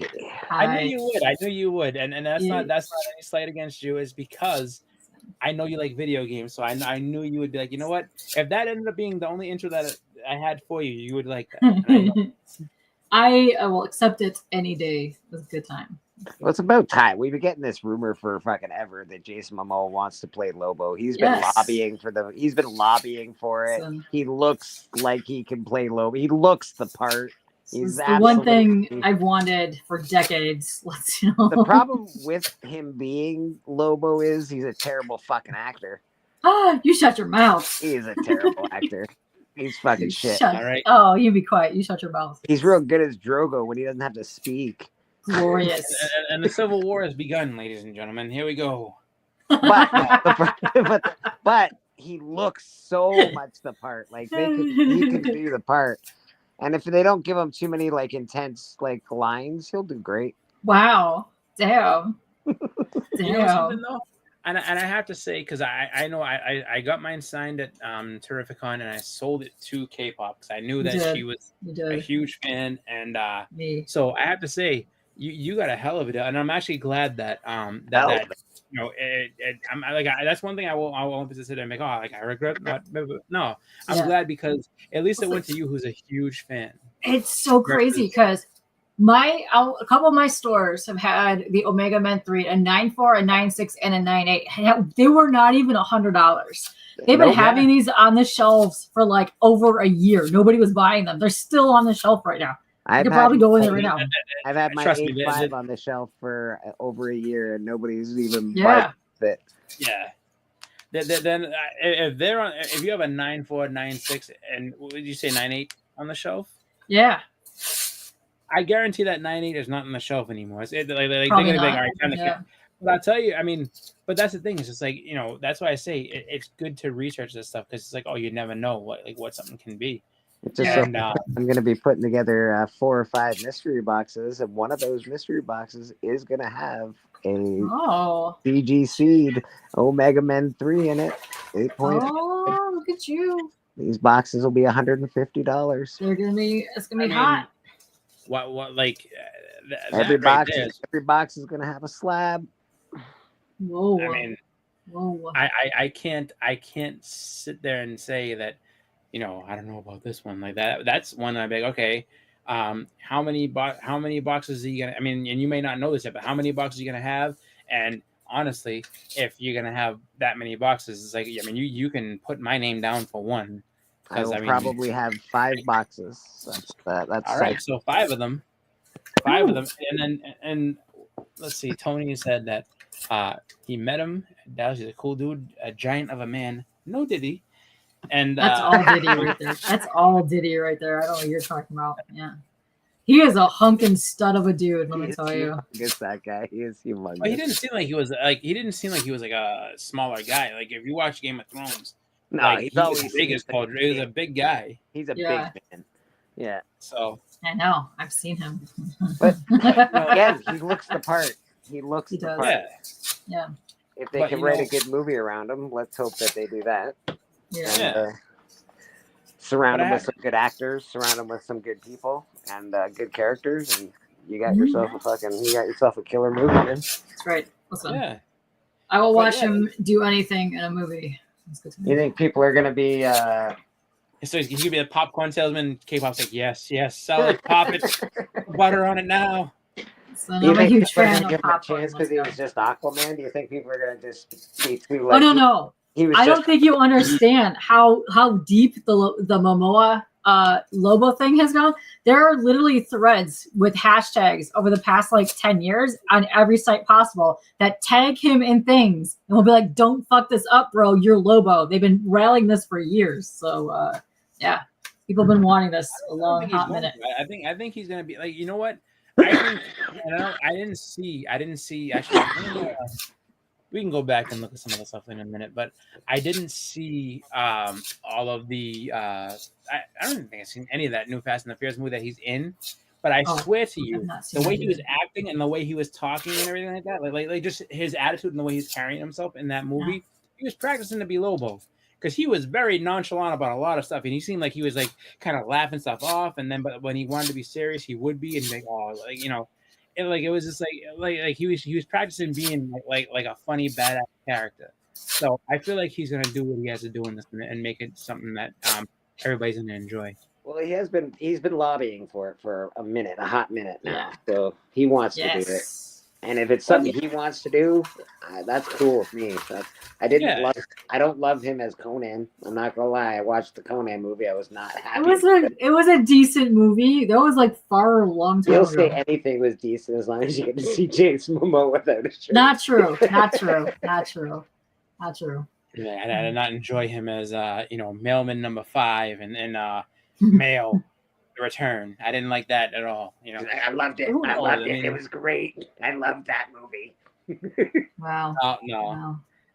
But you know what? I think that as that kind of character, I think he I had a hard time taking him as Aquaman, just because he looked. And not to say that you had to be comic book accurate with everything, but he looked nothing like Aquaman. Not he was that, so far from Aquaman, like what you normally see, like Aquaman type thing. The blonde hair, the whatever, the fish scales. The guy I that was like Ocean the Master should have been Aquaman. reimagining of Aquaman though. I like that they reimagined Aquaman like more of what's the Zeus's buddy's name there that runs the sea? You know the guy. Yes, Poseidon. Poseidon, that's the guy. He's got more of a Poseidon look to him. No, absolutely. Like, you know, I mean, Boba Fett's his dad, and Nicole Kidman's his mom, and you know, so it makes sense. You got Boba Fett now. All right, he's got darker hair. Now he's doing this and that. You know, and like overall, it wasn't bad. It just was one of those things where he's like, you know, I mean, people like him. Do the same thing I do. Boba Fett's his dad. What's his mom? I always name they're all movie characters. You have the hats for Nicole Kidman, anyways. So I used to. A long time ago. Actually, do you know when for me she was at her peak? Like honestly, like I was just like, was Batman Returns? Oh yeah, especially that scene. No, not Batman Returns. Was it Batman? No, was Batman it and Robin? No. What she played like the reporter or something. No, she played the therapist. She played the therapist. Batman Forever. I'm sitting there trying to figure it out. Batman Forever. When she's looking up at Batman, and like Batman's kind of standing on the side of the thing, and she's like looking up, and you just got that. I was like, oh wow, she was like super pretty, and I was like, it just like the way they lit her and everything. She was awesome. I was like, wow. Dude, she played the witch, the sister, the two sisters, and she was the witch. I was like, oh my god, Nicole Kidman, you're the best. He's fighting Superman, and that's all he talks about in Adventures of Superman 464. I mean, you know, it's something that I would say goes back to at least what I remember with him in versus Superman was like in the Justice League cartoon, and the way they drew him was kind of weird. They made him look kind of like a dog, but but overall he was kind of like he was a fun character, and he was just like, you know. Well, that's his whole thing. He comes to Earth to fucking do something with Superman because he's a Kryptonian and blah blah blah blah blah blah. Like, it's all about him fighting Superman. Lobo has to fight Superman. Oh, cool. No, he's probably not gonna his first movie, but I hope they at least sort of, I don't know, lead into that. You know why they announced this too? I'm willing to bet the reason they announced this is because he's going to be a post-credit scene for that Superman movie. He's going to be a cameo or something in that Superman movie. It's either going to be him on his bike, like coming or something. Oh, and well, not like that, but it's going to be him on his bike riding through, or he's going to mention something about they got some hero down there. Let me go ahead and introduce myself. Something like that. And then, the other part is that maybe. I was gonna say the other thing that makes that kind of work. I mean, really work well too, is that you have James Gunn in charge of it, and James Gunn can actually, I think, do justice to Lobo. I think more so that like Zack Snyder would not have been able to do it. Nobody else would have been able to do it the same way that because I mean you're gonna have all this music. Lobo does have a sense of humor, and James Gunn is pretty good with that. So yeah, good with music and humor. Music and humor is going to really help Lobo. Absolutely. The soundtrack for that movie, the soundtrack for the Lobo movie, and the trailer for the Lobo movie is going to be insane. It should be. Yeah, because Jason also really into music too. So I hope they give us that cool, like the Omega Men 3 scene. I hope we get just the picture of it. Like, if it comes, like something happens and you're like, oh, there it is. I hope we get that. Yeah. That's cool. I have much more faith in him directing a Lobo movie than I do him directing a Superman movie. I don't think he can do justice on one character by himself.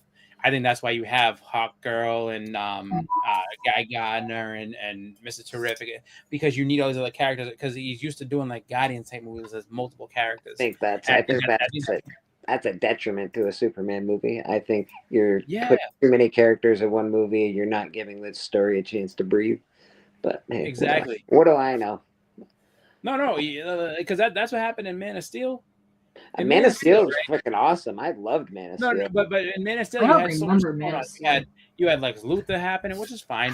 But then you had Spider-Man. You had Batman kind of just randomly showing up in different spots. You had a lot of stuff that like didn't need to be there. And and then like that. I mean, Batman, Superman, they went way too far with that shit. I was like, okay, this is stupid. Like, yeah. There's the whole they fucked that all up. But Man of Steel in its incarnate, I liked it. I liked the idea that we got to see Clark follow. You remember when he threw the crystal in the first movie, and then all of a sudden he was in the North Pole. Well, it's almost like we got to see that journey. And I enjoyed that. I thought that was a really cool journey. He got to see good and evil. He got to see bad people. He got to see the way the world works besides being on a farm with his cool aunt and uncle or whatever the fuck they are, grandparents. I don't know what the fuck they are. My adopted parents or whatever. Adopted parents, you know. I don't know. I liked that version. It was a little too serious. They didn't give Clark Kent enough chance because they didn't really make a Clark Kent in those movies. It was just basically him being Superman most of the time. Him Superman. He was even Superman outside of him not being Superman. Yeah, like it was basically Superman. just him being Superman. And you had Diane Lane talking about, because Diane Lane was his mother in that one. She was Mrs. Kent, which is like, wait a minute, no wonder why Father Kent has a heart attack. He's banging what's her name the whole time. Diane Lane is no joke, man. Cherry Valens is hot. Like she was hot back in The Outsiders. She was hot in the Perfect Storm. So it's just like he had to eat his Wheaties to be with that chick. And Aunt May has no reason being the way that she is in these. In Marissa Tomei. Yeah. Well, she's dead now, so spoiler. Well, but even still, it was like, so you had that going on. But even when, so she comes back and she's like, you don't know these people a damn thing. You go be you. And it's like, okay, so that just gave him license not to be Clark Kent at all. He got to be himself. And it's like, and that was the thing, is like Henry Cavill as, he really couldn't be Clark because he's huge. And then that's why when they met up in Batman, he's like, you have a heck of a grip. And it's just, dude, so stupid. A linebacker. Guy, Clark Kent looks like that at all times. He's just in a suit when his hair is usually brushed out. He's got glasses on. He's still looking huge. What are you talking about? He just got no undies on. He is so big. Christopher Reeve at least made himself look kind of smaller. Like he wasn't like. He made it dorky. He was playing it kind of dorky. Yeah. Gotta add in that back to the stage. What's up? But then when he was at that party, he's talking to Bruce Wayne for the first time and everything like that, and then Lex Luthor comes over and he's talking to him, blah, blah, blah. And dude, this guy is a literal linebacker. Like if you can't tell it's you've seen the parody with one of those late night hosts. He does it. He's like, "Oh, you're Batman. Yeah, I recognize you." And he's like, "Oh, you're Superman. Look at that. Why do you wear those glasses?" And it's ridiculous because it is ridiculous. Just the two of them meeting. He is there's no doubt he's Superman. Look at the size. Exactly. And it's basically just because it's Henry Cavill. Like if it was anybody else other than Henry Cavill, and you could sit there and just kind of make him look small. But Henry Cavill's a monster. It's just he's a big dude, man. Let's go ahead and let's cast Kane as Clark Kent real quick and see if anybody. No, it's because the glasses effect. You can't tell who it is because they have the glasses on. You take it off, and like, oh my god, I didn't know you were there. But Cavill's not that tall, though. He's not that. He's actually he's not like. You heard about that guy? Big as some. The guy from Reacher wants to be Batman. Jesus. Y'all talking about big guys? I really hope huge. I really hope that doesn't happen. He's an awful actor. I saw. He's great in Reacher. He's great as a guy that kicks ass and plays a dumb football player. He's awesome at it. He figures out stuff very intelligently. What are you talking about? He's the only one that can figure out the crime. When I saw Jack Reacher, it was what's his name? Tom Cruise. So not that one. We talking about tiny Jack Reacher. We talking about I saw The Office. We talking about 6'4", solid, broad shoulders. He does. He is like more what Reacher is in the books. That's for sure. He's much more what the character is. Whatchamacallit didn't look like him at all. It was ridiculous. Yeah, Tom Cruise was like 5'4" and. Yeah. Well, what's his place from The Office play him too in that one weird Amazon series, like 2 seasons? Yeah, wasn't he? I don't know if it was Jack Reacher. He was something. He was something else. He was like John Wick like characters. Like, you know what? Wasn't that a Reacher show though? I remember watching this first. Like I watched 2 seasons of it. I remember the show, but like, wasn't that a Reacher? No. This has been only the only Reacher thing besides the movie. I don't know. What was that? Because it was on Prime. That was like some kind of Reacher thing. Well, like they went to like Afghanistan, and then like he was like some weird, like was on Amazon like 2 years before this one came out. Maybe it was his cousin Stretcher. Instead of being the Reacher, he's the Stretcher. No, like it had Reacher as the name. I mean, he could have been. Like maybe he's like James Bond. There's many Reachers, but none of them are the same. I mean, there's been many Reachers in time. It's facts. It was not Reacher. I'll tell you that. I just looked up. I looked up Reacher on Amazon, and only Tom Cruise, Tom Cruise, and the other thing came up. Yeah, that was the guy. Yeah, that's not Reacher. Oh, Jack Ryan. Oh, it's Tom Clancy's Jack Ryan. Oh yeah, Tom Clancy's Jack Ryan. Yep. That's what the problem is. They both have the same first name. Good old Jack. I have to say, everybody gets confused at times just because they're basically all playing the same character. They're just different people. Yeah. But 15. Oh, was it now 14 minutes? If you're on the East Coast, that ball was. I mean, it doesn't matter where you are. Ball. It's not New Year here for another hour and 14 minutes. What you guys? That's what me and K-pop celebrate. Don't you, Boston? Is it your birthday as well? Yes, my birthday is coming up in 14 minutes. It's your birthday. Amazing. Last New Year's. Wow. Yeah, which sounds like a lot more fun than it's cracked up to be, just because when your birthday is this close to Christmas, it didn't happen often, but there were a few years where they're like, remember that thing you got for Christmas? How'd you like that? Are you really enjoying that thing? Yeah. Are you saying he had some lean birthdays? Are you saying? Oh yeah, my 11th birthday was rough. Yeah. My 11th birthday was actually. Look at Ellie. Oh my god. Oh, man, I try to see the fireworks out there. We just left the fireworks. That was too much. Wait! Don't, is that unlocked or locked? Check it out. I locked it. Okay, making sure. But no. So my 11th birthday, I got a card, and I got a card from my Uncle David, and then my aunt Paula pulled that nonsense on me, like, oh, like, happy birthday, isn't that fun? I'm like, and then so I think that's why I was like so like adamant about like I have to get the Teenage Mutant Ninja Turtles number 4 second print, because this is what I got for my 11th birthday. I got the Nintendo game, so I was like, oh. And then when I noticed that, I found out it was an actual comic book cover, I was like, oh, I have to buy this now. I was like, for 11-year-old me, I have to, because 11-year-old me is still sitting there sad that like. Yeah, but it is what it is. My bro got screwed too. His birthday's in 5 days before Christmas, so. Well, so the thing that sucks about it, hey, we got Bobby De La Ghetto. How you doing, Bobby? No, well, the thing that sucks about it is that my cousin's birthday, my cousin Richie's birthday, who was my Aunt Paula and my Uncle Ricky's son, he was born on December 13th. That's 12 days before Christmas, and I'm like, wait a minute. So you're gonna give this kid presents before Christmas and on Christmas, and you're telling me that I can't, get anything after Christmas? Is that how we're doing this? Yeah, that's how we're doing it. Yeah, I don't like it. My grandma's birthday was the day after Christmas. Oh no, screw that. Yeah, yeah. I know a lot of people born like on the 26th. It's crazy. My stepmom's is the 24th. There was a kid that I was in elementary school with. His birthday was on Christmas Eve. And I was like, that is rough, dude. And as much as I can complain about having a couple of soft birthdays where the presents kind of just, seemed a little bit, or people kind of took advantage of that.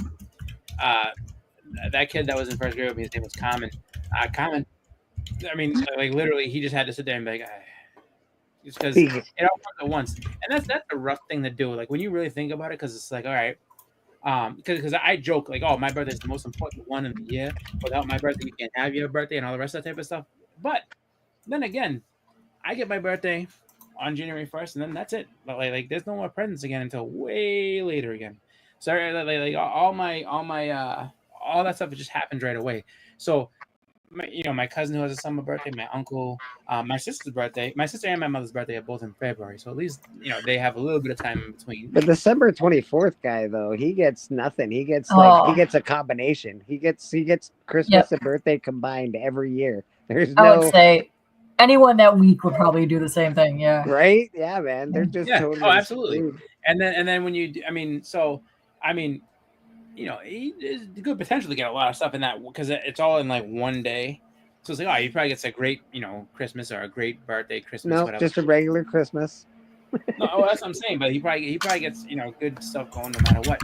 But the thing is that like, where I feel for him is that like, K-pop saying like, his what was it? Her grandmother or whatever it was, right? It was your grandmother? Yeah, I have a lot of friends and my grandma were born on the 26th, so they get screwed. So it's like the 26th. It's like, okay. So it's a day after. So it's like, and then you have, you got to wait a whole year again for anyone to even acknowledge that you exist. Yeah. And they don't really acknowledge you exist because they're too busy with Christmas. That's right. Too busy coming down from Christmas. And they're like, I can't do nothing now because now we got to get ready for New Year's. So you're kind of like, sorry, bro. Straight Your birthday gets lost in the shuffle. Well, no, and that's what I mean. Is like, like it's just so because for me it's like, all right, wow, my days as far as anyone be like, oh, this day is all about you, was like, no, it's just January 1st and that's it. So that's why I say what I say, because I only get one shot at it, and it's in the very beginning, and it's all right. Because I just be like, hey, without my birthday, you can't have yours. So me and the New Year are all we celebrate a birthday. When the New Year comes in, that's my time. So that's how I look at it. It's like anybody who's born on New Year's Day, you're special for that one reason and one reason only. Because you and the New Year start at the exact same time, and everybody comes after you. So I'm always at the head of the line, no matter what. And I like just imagine Chris naked with a diaper and a big bow and arrow. Old New Year's baby that he is. No. Yeah. And I got. Don't they make him wear the hat too? They do make him wear that. Yeah. Yeah. So at least I got a top hat. Got a nice top hat. It's a lovely top hat. It's lovely. He said. Bobby says he quit having birthdays, but every day is Comic-Con and every night is Halloween. Nice. You good? I don't have enough stuff to dress up as Halloween every night, but I'll tell you. I do. It's good time. I do have to say like of everything, I know that big fan of 4th of July, love Halloween, and Thanksgiving. I will absolutely acknowledge that Thanksgiving exists and is there, because I don't like going right from Halloween to Christmas like that. Like that kind of bugs me. But I do say that like Halloween I think is probably the most fun time of year, and that whole thing, just because when people get the whole Halloween spirit, you see everything decorated up and everything. I like it because creativity shines on Halloween, just because through costumes or through like the decorations and the pumpkins people do, that's really fun, and I really do like that. Halloween is all year round. It's like the one thing I never take down, all Halloween stuff. I wonder if my wife is like, she's coming now and this and that. So I'm wondering if Taylor Swift is coming thing, because Taylor Swift. Yeah. Did you drop it a Taylor Swift balloon? What's happening? No. I'm sorry, I was wrong. No, but they did dust off DJ Cool. So if you're a DJ Cool fan, I did. I was wrong. Go ask your mother. She knows what's going on. Good, you smacked me. But I would say, oh, okay, yeah. Well, there's no fireworks to be seen yet. I just heard some. Oh, well, I guess it might not be fireworks because people have been shooting things for like a while now. It's not even New Year's yet. But so what was I say? So yeah, they had DJ Cool on, and then they had what was it? It was Fat Joe, and then all of a sudden they hear Ashanti's voice. I'm like, oh no, they dusted off Ashanti. And then here comes Ja Rule. What I do without you? I was like, oh no. I was like, we dusted off. I was like, let me tell you something. I was like, 2024 was going fine. We did not need to dust off Ja Rule. We don't need to hear from Ja right now. But then Yeah. they follow that up with Slick Rick, and I was like, oh, Slick Rick. I was like, wait a minute, I love Slick Rick. And then here comes Dougie Fresh. I was like, oh, what do we owe the honor, Dougie Fresh? And I was naming it all and counting it all down during FOC, and Beckerman was not happy with me doing that. He was just like, if I could ban you, Boston, I would do it. I'm sorry. I was like, what are you doing? And Hi. She's hugging her dad because it's his birthday. No, she was trying to get a coffee. Yeah. Oh, what was that? Stuff out of his pockets, probably. Oh, you wearing Jack? I almost wore my Jack Skellington sweater. That's her PJs, I think, right? It's your PJs. Nice. I want to show Queen this. She hasn't seen this. No, I don't like when you do this. Okay, get off the back of the chair, please. Please don't do this. Oh, you're getting so big. We're not going like that. Oh, be careful. Be careful. You're going to knock everything down. I can see it already. That's all right. You can show me that another time. It's late. Yeah, no. Camera will go black and all we will hear is cry. Yeah. You know what? Listen. Where does Queen live? Don't worry about where Queen lives. Like, what if she's in the witness protection program? Listen, I'm the queen. I'm everywhere. Don't worry about it. In multiple residences. Wait a minute, but my grandmother said she's the queen. Who's the queen? Lots of people. There's many queens. There's a lot of queens. Hey, you're gonna miss the we ball. get together for a queen conference every year. It's fantastic. I don't even have a date. No. Oh. You don't have a date for New Year's. Oh no. No. I said you're gonna miss the ball. Like, ball, and she's thinking like Cinderella's ball. I'm like, no, not that kind of ball. Same thing. She doesn't have a date. Doesn't even have a date, Chris. What the hell? It's all right. It's not cool. She needs a date for New Year's. No, she doesn't. She's too young. No, she's good. I'm not crossing that bridge just yet. Yeah, you don't need to buy a shotgun just yet. You'll be all right. No.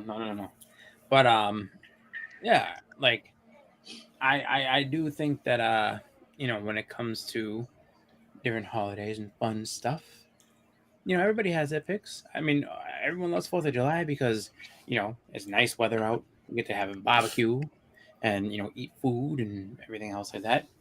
Thanksgiving, you get to eat food and watch football, and it's close to Christmas. Yeah. And if you're among the Black Friday crowd, you get to go and watch what you did on football and just beat everybody up in the. Well, if you are part of the Black Friday crowd, you have to work. So. Yeah, and that's the tough part about being part of the Black Friday crowd, because you're sitting there like watching all this mayhem unfold, and you're like, "I'm gonna help you." Oh, you want this super limited deal that we have that 18 people already got before you, and we only had 18 of them? Sorry, we don't have those anymore. Oh, you're gonna go fight? Oh boy, okay. Security. They're beating each other up again. Thank you.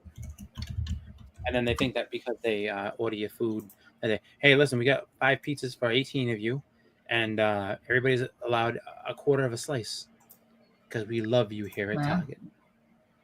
And it's just like, okay, now go work 17 hours. Because if you think you're going home, like overtime. And it's just like, oh, goody. So I did do that one year. I worked in the electronics department, and I saw there was no fights, but it was just absolute mayhem. Actually, I saw one of the greatest, like, I don't want to say scams, because nobody scammed anybody per se. It was just that I witnessed one of the worst promotions. All right, it's counting down. So I witnessed one of the worst promotions as far as on the company side of all time. But for the customers though, it was, if you didn't like Target, everybody got the ultimate revenge this one Black Friday, because what they were doing is that if you bought any it was Apple products, so it was an iPad,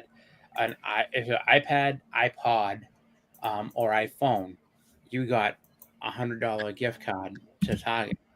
And so people were going in there and charging their credit cards like absolute maniacs.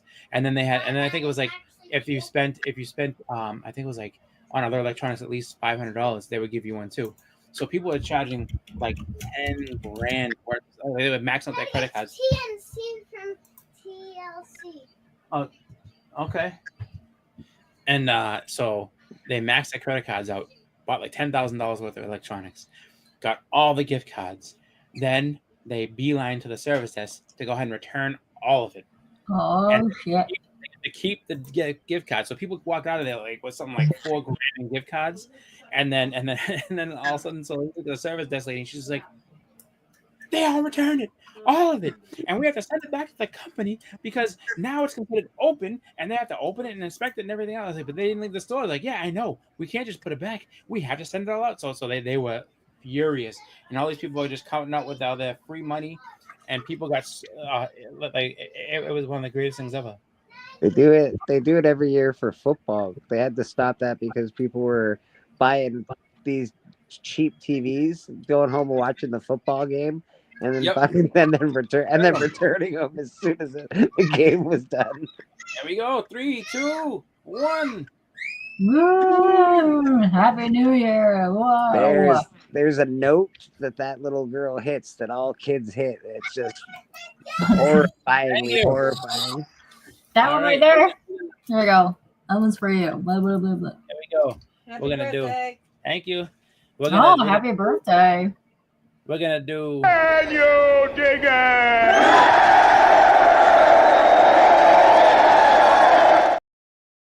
Nice. Happy birthday, celebration.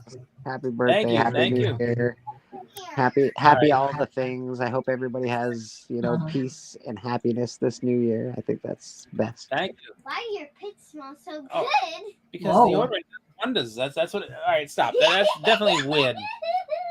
We're gonna bring in. We also have a couple people in the back, so we're gonna go ahead and we're gonna bring in. So here we go. He is the immortal Biggie. NWO, baby. Well, let me tell you something, brother. B-I-G-G-I-E. What you gonna do? Get it? Biggie. Biggie. Then we got one more person to bring out, but I don't have an intro for them. So.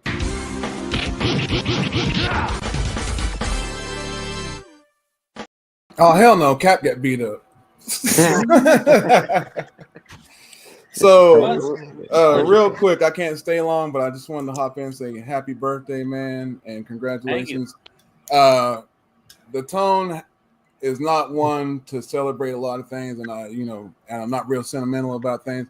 But Chris, you've been a friend of mine for a long time. Bleeker, you've been a friend of mine for a long time. Biggie, you have. But Chris, you put up with a lot of shit with me sometimes, behind the scenes. And then, I know you're still mad about the Mexican pizza. Who that? I know, baby. Don't get mad. It's Hollywood right now. Hold on a second, man. Hold on a second. We gonna meet up in New Orleans. Hollywood? Oh dang. We gonna meet up in New Orleans. We gonna see eye to eye in New Orleans. But right now, I gotta talk to my bro in Boston right now. And and this year-end valuation, man. I'm gonna do a year-end valuation. I already gave Bleeker his. Yep. So, man, you've been the world champion. You held it down. You main evented all year long, dude. Without the title, with the title, you killed it on the mic. Seth Boston, awesome dude. I love Seth freaking Boston. But to be honest, the real reason I'm here is because I seen your stupid little list that you had. It was fucking huge and long. But I seen the top priority. So just to let you know, sometime this month, Fantastic Four 2.0. First appearance of Black Panther will be showing up at your doorstep sometime. Oh no! Yeah. Are you serious? So yeah, I'm serious. Yeah. Holy shit! Thank you. So happy birthday, bro! Congrats! I love that. I was not expecting that at all. That's. You know what? I'm gonna say something for you. When we're traveling in New Orleans, I'm gonna make sure his head's turned and I'm walking another direction. He's gonna be lost. That's what I got to say. That's good. That's good. But happy birthday, bro! Thank you so much. You've been on the hunt, hanging with me for a while, and shit. It's the least I could do if I can knock something off your 2025 list. So, haha, sucker! Like that is something that I did not expect, and really, I'm at a loss for words for it. Just because I really, I would never expect anyone. That's a huge fucking present, man. I know, and I have to say, like, just when it came to joining the hunt, I was just like, I'll jump the rail, see what happens, and it's been one of the most fun things I've been a part of on YouTube. I enjoy coming on every show and everything, and so thank you for having me on and everything, just because it's just a great time, and just. Now, will you forgive me for the Mexican pizza? Oh, yeah, absolutely. No, like in the moment that I won't lie, like I was like, oh no, it's like that. But then, when when does the Mexican pizza get inducted to the Hall of Fame? I think I'm gonna say this. You don't know how many times Boston Chris wanted to quit the hunt, and this guy, Master Motivator, that's gonna be my new nickname, I guess, in 2025, because that's what I do. Kept him in the business. So best unboxing, you are a motivator. Best unboxings 2025. You motivate me to get those big books. You motivate me to who that is one that makes me believe that anything is possible when it comes to collecting. I never say I can't get something. It's like, yo, just give me some time. I gotta who that this shit. That's when you look, you gotta people might not like LeBron James. Sometimes that you gotta silence the crowd. Sometimes you gotta silence the crowd. Let me address Papa for a minute. So we do have a full panel at the moment. But I gotta go anyway. I'll just no. I just want to again. Thank happy you birthday, bro! Yeah. I gotta run now. I am gonna say this though, like you did evoke potential on going to Hero, so I'm hoping to see you there. Hey, let me do some rearranging and talking and finagling and see what I can pull off, man. But happy birthday, man! And I'll send you the tracking whenever I get it. So. All right, man. Thank you so much. It's however New Orleans turns out for him and the fam. Like, if everything turned out good. If I make it out of New Orleans, man. All right, Papa, let me drop that link for you. We'll come in. Lo came in. Happy New Year. Thank you, Lo. Happy New Year to you as well. We're over the New Year. Now that's a good birthday gift. We're on the birthday. That's a good birthday. Happy birthday. That's a good birthday gift. I forgot. Yeah, change to after midnight in your side of the woods. So happy birthday. Thank you. I mean, that's what I will say. The thing that used to be when I was younger, I used to actually love New Year's for the mere fact that, once you got to be 21, oh my God, I was like, these New Year's Eve parties just turned into like these fun events all the time. So, and then you get, got older, and it was like, oh, can't do that anymore. I'm kind of retired from drinking the way I used to and everything like that. But I do enjoy just being able to come on here and have fun and talk with people and everything. So I can still drink the way I used to. I just can't recover the way I used to. That's the problem. It's not the drinking. No, that's the thing. That's why I consider the can't do it as because the recovery used to not be so bad. Now it's just like the last time I did it, I decided for my friend's bachelor party, I'm gonna come out of retirement. I'm gonna turn the clock back to 22 years old and go hard. And the next morning I was like, I can't do this. So I was like, I've done something terrible to myself. I've made a mistake. I made a terrible mistake. Yep. Get another guy backstage and I'm done.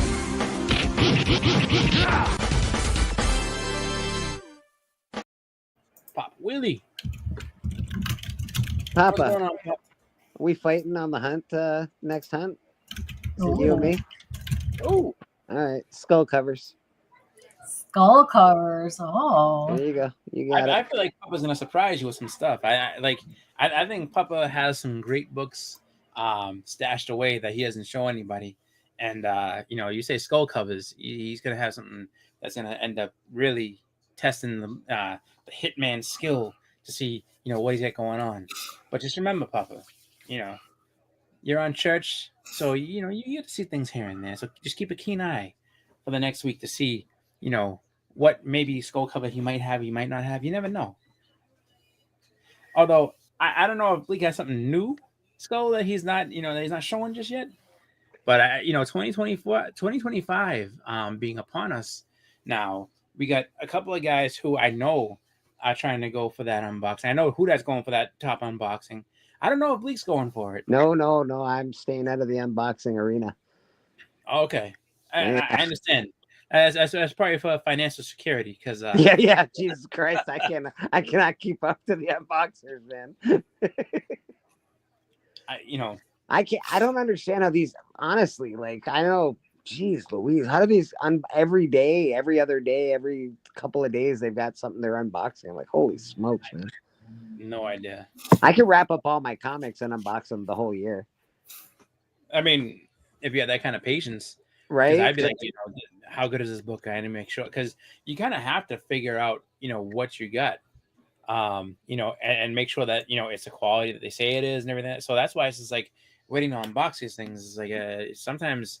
It could be a hazard. But Papa says he has a secret weapon for that fight. Oh boy, wonder what that is. I can't wait to hear you talk about it. Uh-oh. So Biggie did a show last night. He had Journal on, and they were just talking, about the community and everything like that. And that was a very interesting show. And it was a good show. Him and Doth and Legend and Journal were all getting into it. So and just kind of discussing everything that comes with some of the drama and everything like that. So that was kind of cool. That was a good show. Yeah, Journal isn't much of don't like to really discuss beefs and drama that much on air, so I didn't really push the button. But yeah, I asked him at first, and he said he kind of explained it the way he did, and I was like, oh, you don't want to talk about it. So but I understood what he said. So he doesn't like to talk about that on air. Oh no, he didn't want to get into specifics. He said that like from his experience on YouTube, he doesn't want to do that. And I heard what he was saying in between the lines, and I'm like, oh, okay, got it. And I can understand that too, just because, I mean, regardless of everything, like, like one of the things that he said that made that it does resonate, is that he kind of gets like he's kind of like a lightning rod in a lot of ways, because he has a bigger channel, and because he has a far reach. There are people that will have disagreements and come out at him, and so like and to his credit, he stood up for himself against a lot of different people. Both coming from points where he's been right. Sometimes he hasn't. He's been a little bit off and not quite right. But like he's always stood his ground, and I will give him that credit. He's always stood his ground. But I mean, sometimes you get burned out a little bit. It's one of those things where it's like it's hard to do. It's hard to keep that going. So it's one thing I would hope for, is that like everybody is able to kind of get through this next year and not have tons of drama, or at least just be able to kind of navigate through it with enough that you're still able to enjoy things. 'Cause I think that's what really kind of becomes the hottest pot when you have something like that happen, that it becomes less enjoyable. It kind of taints your experience, and then sometimes you become a little bit more bitter when you're doing this stuff, and it stops being fun. And it should always be fun, because that's what we all came here for, was fun, getting to know other people, and just experiencing each other's collections, and just enjoying the hobby as a whole. So that's the way I kind of come across at this stuff. Yeah, well, I talked to him a little bit backstage and discussing like all the shit he's been through. Like, I think it's cool that he tries to stay positive. I don't care what kind of. I mean, his content's been pretty good. I've been watching more of his videos lately, and he seems to be doing well. So, for anybody that loses like a family member and have their like relationship bust in front of him, he fucking told me he had a fucking stroke. All that within like 6 months. Yeah, he had a fucking stroke too on top of all that shit. It's like, that's good for you for fucking coming out of that. Like, I'd root for anybody that So it's easy to pack it up and give up. Yeah. We got TM in the back, and TM, unfortunately, I don't have another spot. Like, I only have 6. So if you want, you're more than welcome to hang in the back, and if anybody hops out, I can bring you up front. But yeah, I'm not gonna be here long, TM. I'll be gone pretty soon, too, man. I gotta work in the morning. So Oh no, you know what? On New Year's. Yeah. That's a tough one. Is he? That's what I'm dreading too. Is like because tomorrow is my last 24 hours before I have to go back to work and back to reality. It's just, it's been such a nice, vacation away from everything. But we always got to start back at the beginning again. So. Yeah, it's like you never left. Trust me. Oh, I know. I just went back today, and I was like, oh yeah, it's all the same. Good stuff. Thank you, TM. And Happy New Year to you, sir. And I'm gonna say something. I do know that for me, it's just like we've been away and everything like that, and so it's like that doesn't stop people from having questions. So we're gonna come back and all the wonderful tickets that people have put in about questions about different things with their going on with their education and everything. Oh, it's gonna be there waiting, and so we're gonna come back to a mountain of just stuff. So it's just like, ugh. But it's all right though, because you know what, that's kind of what helps you get back into the groove of everything. So while I would say I guess I'm kind of ready to get back to work. I mean, nobody wants to sit there and make sitting at my desk and doing work is the most fun in the world. But it's time. I've had a good enough break. I can't get mad at the amount of time I've had off. So. Fuck that, man. I'm like, bring back COVID. I never had a better time. Well, luckily for me, I'm remote going back, so it's not like I had to go right back in the office. So yeah. But Happy New Year, East Coasters. Yes. So was it? They have another 2 hours. Susie probably has another 2 hours because she's out in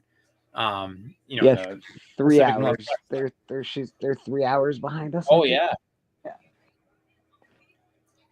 So. Thank you, Papa. I try not to call you a big mouth. Well, I mean, yeah. Let me say this much. You're not wrong. I talk a lot, and one of those things that I do. It's like, that's one of my calling cards. You made Papa laugh. That was a good one. Thank you, Red. See, aggressively relaxing. Hey, we did it. Cheers to another year. Trash talking assholes about Spider-Boy or whatever. Thank you, aggressively relaxing. It's been amazing to go to this year. I'm actually happy that I got to meet a lot of the different people I have met over this past year. Just because with Bleak doing church and that catching on and more people coming in, I got to meet a lot more people than and expand my circle of people that I know. So I am very happy for that. And I wanted to thank you all for being on here, just because, I just, come on to kind of have fun and talk with people. But I am glad that you guys all decided to join and, just hang out with me on this New Year's show, because that is, something that is, I guess we all take that for granted. And I think that, having a community and having everybody come through and be able to hang out like that is a special thing about this. So, I just want to thank you guys all for coming on. Couldn't let you come into your birthday alone. That'd be fucking. That's right. Well, I do want to say only shit. What is this? Oh, the New Year's countdown. So this is for for Pop's neck of the woods, because he's was it? No, is this for you or is this for Central Time? I think this would be coming up on Hoodatch, right? This is Central Time. This is my time. Yeah. And K-pop. Oh. Yeah, we already celebrated mine like 18 minutes ago. Yeah. But that's I'm trying to think. So just because I know that was it. Tennessee has 2 different time zones. Biggie, you're Eastern, or are you Central as well? I'm Eastern. Okay, and then so K-pop Eastern, Hoodatch Central, and then Pop is Pop is his own. No, Pop is his own thing. Arizona. Is it 2 hours or 3 hours from now? Yeah, whatever it is, he doesn't change. Whatever it is, no. So he doesn't spring forward and fall back. Yeah, no, I know. I went to school out in Arizona for about a year, and I made that mistake because I was like sitting there like, oh, like it can't be that bad. So I decided to call home, and my mother answered the phone. She's just like, "Christopher, do you know what time it is?" I was like, "What?" She's like, "It's 1 a.m. Why are you calling so late?" I was like, "It's only supposed to be around 11, and I know you don't go to bed that late. You know, I know you don't go to bed that early, so I can call you." And she's like, "No, it's 1 a.m. I was like, "Oh, I'm sorry." I had to go to sleep. Leave me alone. Like, oh. And she only answered because she probably thought something happened. Pretty much. It's aggressive for that. I had that. All of you talk to make the world a better place. It does. It really does. Because and I'm not saying like I don't think that anybody was ever I know for me, like I've always been an outgoing person, so it's like when it comes to comics and everything like that. But I know that being able to expand knowledge of comics, so that's initially what I think just about everybody came on for. But then finding out that, hey, you know what, you can make friendships, you can kind of hang out and do all this type of stuff. That's what made it really better, and having that community. And now it's just like, through that, I was able to find so many good people and then expand on, different stuff and make connections, that are just amazing and just fun to be around. So I truly enjoy this a lot. And, I'm grateful for everybody that I get to meet in the community, especially the ones that I'm able to have and call friends. So that I'm so excited and happy for. Thank you, Kelly. Happy New Year to you, sir. It's not quite New Year's on the West Coast, but we do all know. Oh, we got Steppo is in the house. What's going on? Happy New Year to you, Steppo. Happy New Year. Almost, not quite yet. Not quite yet for them.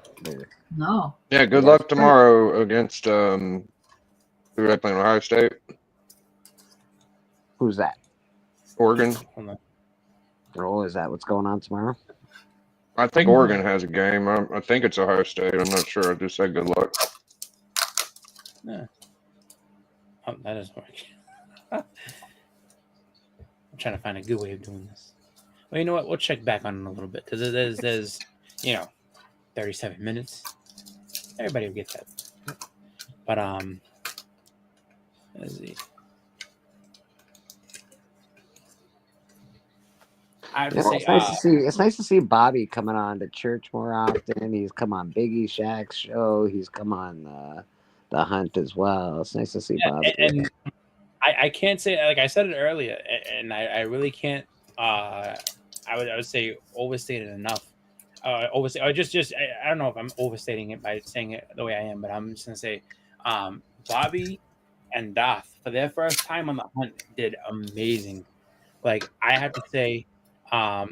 When it came to them showing up and, you think about like, all right, well, they know the, they know the format because they've been on, shows like that before, but like to step out there and be able to do it and then, hold their own with, I would say 4 of the most seasoned that have, been on the Hunt was just really cool to see. So I think the both of them on the Hunt are going to be very successful and they're going to be really, really fun to watch and see how they battle. So, really excited that, Bobby and Doth have actually joined in and they've come on the Hunt to kind of hang out and have fun.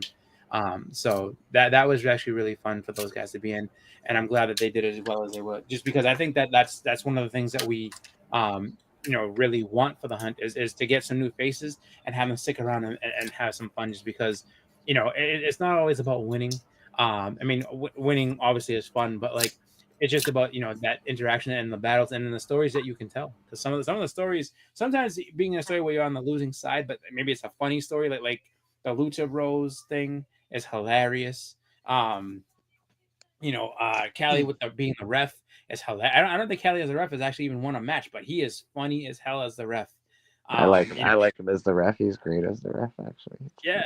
And it's just a great time to be on there, and then just to see people's collections. Like when Bobby showed the original art on the club, I'm just like, dude, there's some books that he's done that that he's made that are his own original art that are going to be tough to beat on the Hunt. Just because he shows himself inside books. He's like, yeah, they just drew me in this book. Here I am.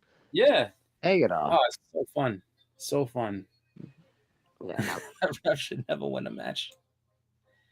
Is that how he wants it? The ref should never win a match. Ooh, Stormy Daniels.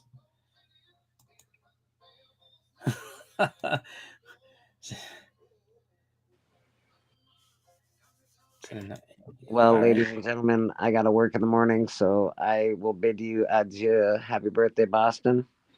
Thank you. And thank you for coming on. It's my pleasure, bro. Thanks for having me. It's been an awesome year getting to know everybody and to hang out with everybody.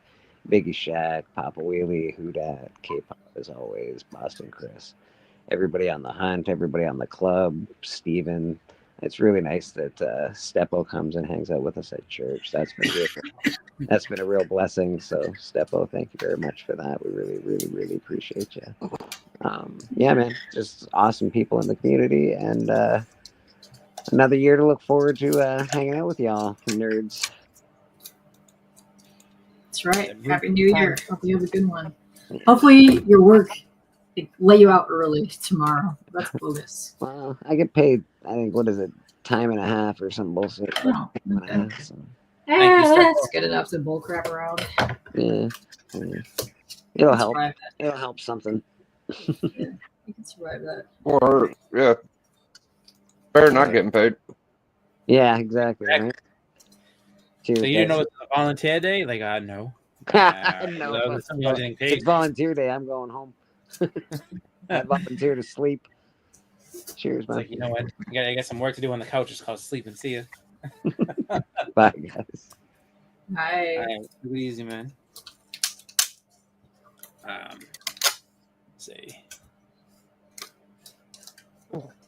TM, if you wanted to join, we have a spot open. So, or you know, so I know TM's gonna get a little earlier. Anybody else that's out there, you know, I'll post a link again.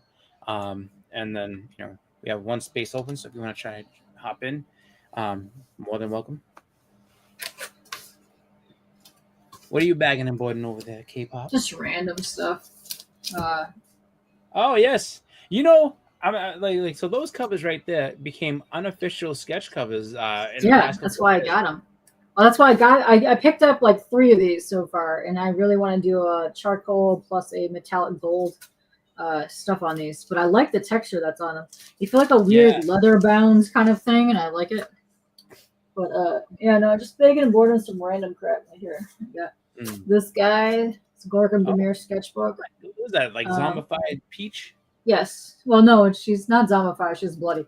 They have a Bowser version too, but it's just the Gorkum Demir tour book from when he came this year for my homie Flaw.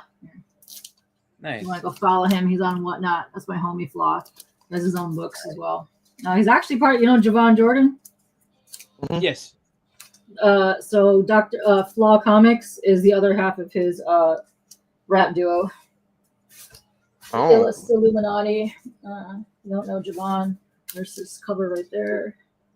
Oh, nice. That's cool. Yeah, they do Hell the Crow series. Those are my homies. I like them. All right. We got somebody in the back. I'm going to go ahead and give him an intro.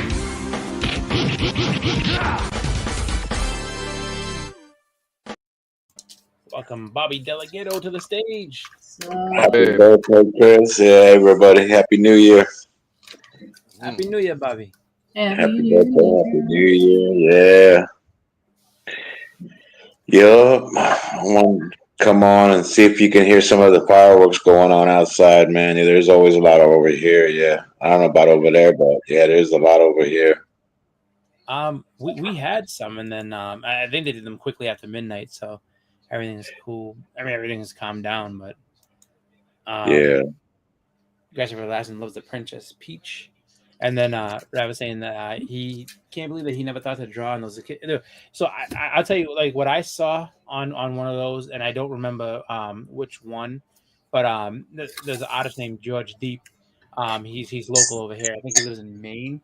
And Amazing Murphy got a sketch of Scarlet Witch on there. So he, did like the paint markers on it, and it was incredible. And I was like, wow. Yeah. I was like, so those things, I mean, because and obviously when they came out, no one thought about doing that with them. Well, yeah, because they're ultra textured, so it doesn't really look like you can do anything on it, but you can. Yeah. So I originally bought them to do something on. So I think there's about 6 of them total. Yeah. And There's a Morbius. different versions. This one is, which one's this? This is the Ghost Rider one. I have a different one too. But yeah, they're all about the same logo, same everything. And the back, it's weird because there's like an envelope on the back. Yeah. But I dig it, so I plan on using those for sketch covers because most of the books that I have in that box are sketch covers. Because Aaron, you should do this with me too. So Shelby and a bunch of my friends do the 52 weeks of sketch covers. So they do one sketch cover every week. So I'm going to be starting that myself. And Andy just finished his for 24, but we're going to start the 25. So we're going to do a different sketch cover every week. So I've been stocking up on my sketch covers to do that on. So 52 sketch cover like that. I mean, yeah, one a week. One a week. That's pretty cool. Yeah, I'm going to challenge myself to do that this year. So. And I have to say too, like, I mean, those books, I mean, because they're cool books in the first place, but it's awesome to see them get a second life because of the fact that they can be used as sketch covers. So what I would say, and I'm sure that because of that, you know, if you can find them for cheap, get them, have someone do some work on them, because just about everybody would have to use some type of, I think like you know, charcoal or like, you know, paint marker on it. So it's really going to pop once you get it done. So I plan on using metallic Sharpies, which I normally do, because that's one of my other techniques I do a lot of. I do a lot of metallic Sharpie and charcoal. Yeah. So and yes, Pops, I will be able to pull it off because I got no job at the moment. So that's all right. Yeah. Part of you know, part of that whole thing is getting out there and getting another one. But I mean, and sometimes like my wife actually, she ended up losing her job, I want to say right before Thanksgiving, and then luckily she had you know, put out kind of a failer message on Facebook to you know, just be like, hey, if anyone knows of anything, let me know. And then within like about 2 weeks, a friend of hers was like, yeah, like we're hiring at my company, and then she just got hired over there. So yeah, no, due to all the stress and medical shit that's been going on since October, I'm taking a hot minute before I go back to anything. But yeah, no, that was literally closed like 2 days before Christmas. So I canceled my entire Christmas because I wasn't in the mood to even put up with any holiday stuff. So I'm glad you're doing better though. Yeah. Yeah. Pop wants to know if I didn't pull that off, the 52 sketch covers. Yeah. I think she can. I mean, look how much other stuff she does. I will be getting back into streaming, and I will be getting back into doing art. And I know 1 million people have requested sketch things from me, so just give me a hot minute. I like 5 people behind before I get to anybody. So. And Pop apparently says you have 3 jobs waiting, so I don't know what that means, but apparently you're in demand. Fucking Papa, dude. Dude, I have like 12 people in line for sketch crap. That I'll be getting to eventually. You know what though? I mean, is there any sketch cover that you have that you picked up that you're looking forward to really, you know, any character that you're looking forward to doing? Yeah. I just bagged and ordered these ones, but these are the ones I'll be getting to soon. I have probably like 4 boxes just sketch covers because I've been picking them up over the last couple of years. But, oh, she knows. Hold on, let me make you bigger here, just because. These are some of the ones I just picked up. Yeah, recently. I love that Ghost Spider. That's a good stuff. Yeah. I got a ton of these. Oh, Frankenstein. There you go. Got a ton. Wow. Got a ton. A Witchblade. I don't have one of. Oh, Creature. Got a ton. Got a ton. Mortal Coil. I just begged and ordered that one. This one. This is my friend Gerald's book. Nice. It's basically like Loki goes bananas. Eldritch horror stuff. Yeah. I have to say, out of all those, I mean, because I don't have a Frankenstein, I'll tell you that, and that Witchblade, I feel like would be another great one to get something. Well, I have even more that was the last hunk of stuff I got from Motor City. They were super cheap, so I grabbed those. Yeah. That is a good question, TM. TM wants to know, what are our top 3 favorite movies or TV shows? I didn't really watch anything this year, so I'm not. Yeah, me neither. I'm just a YouTube guy. So I'll go with Kicking It with K-pop, graphic content, and church. My 3 favorites. Perfect. I like it. Sounds good. Hell yeah. Bobby, did you get to watch anything over the year that you? I just recently watched that What If series. Okay. I like that. Yeah. I like the comic. I like the series, you know. Yeah, it's you know, what if anything can happen. So Yeah. I like it. You know what I mean? I'm easily entertained. You know what I mean? So pretty much whatever. Yeah. You know, I'm one of them guys that I like everything. Yeah, I'm not a good. Yeah, I'm not a good critic. So yeah, but like I've been watching mostly like Biggie said, a lot of YouTube. You know what I mean? If I'm not watching football, I'm watching YouTube. Yeah, so yeah. I've been loving hanging out with you guys, meeting friends, and like I said, it's been a this year's been a whole another experiment in the YouTube community, man. I'm glad, like I said, that I got to hang in here and hang with you guys. Yeah, that's awesome.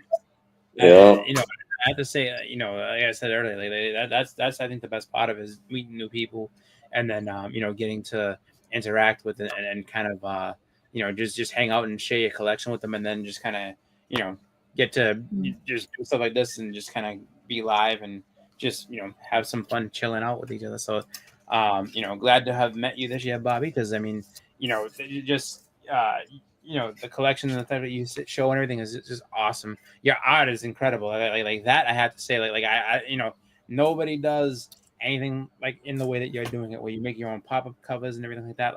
That's I might have to get a project for Bobby, man. I gotta think real hard what I want, but I'll figure something out for you. Hell yeah, man. Now,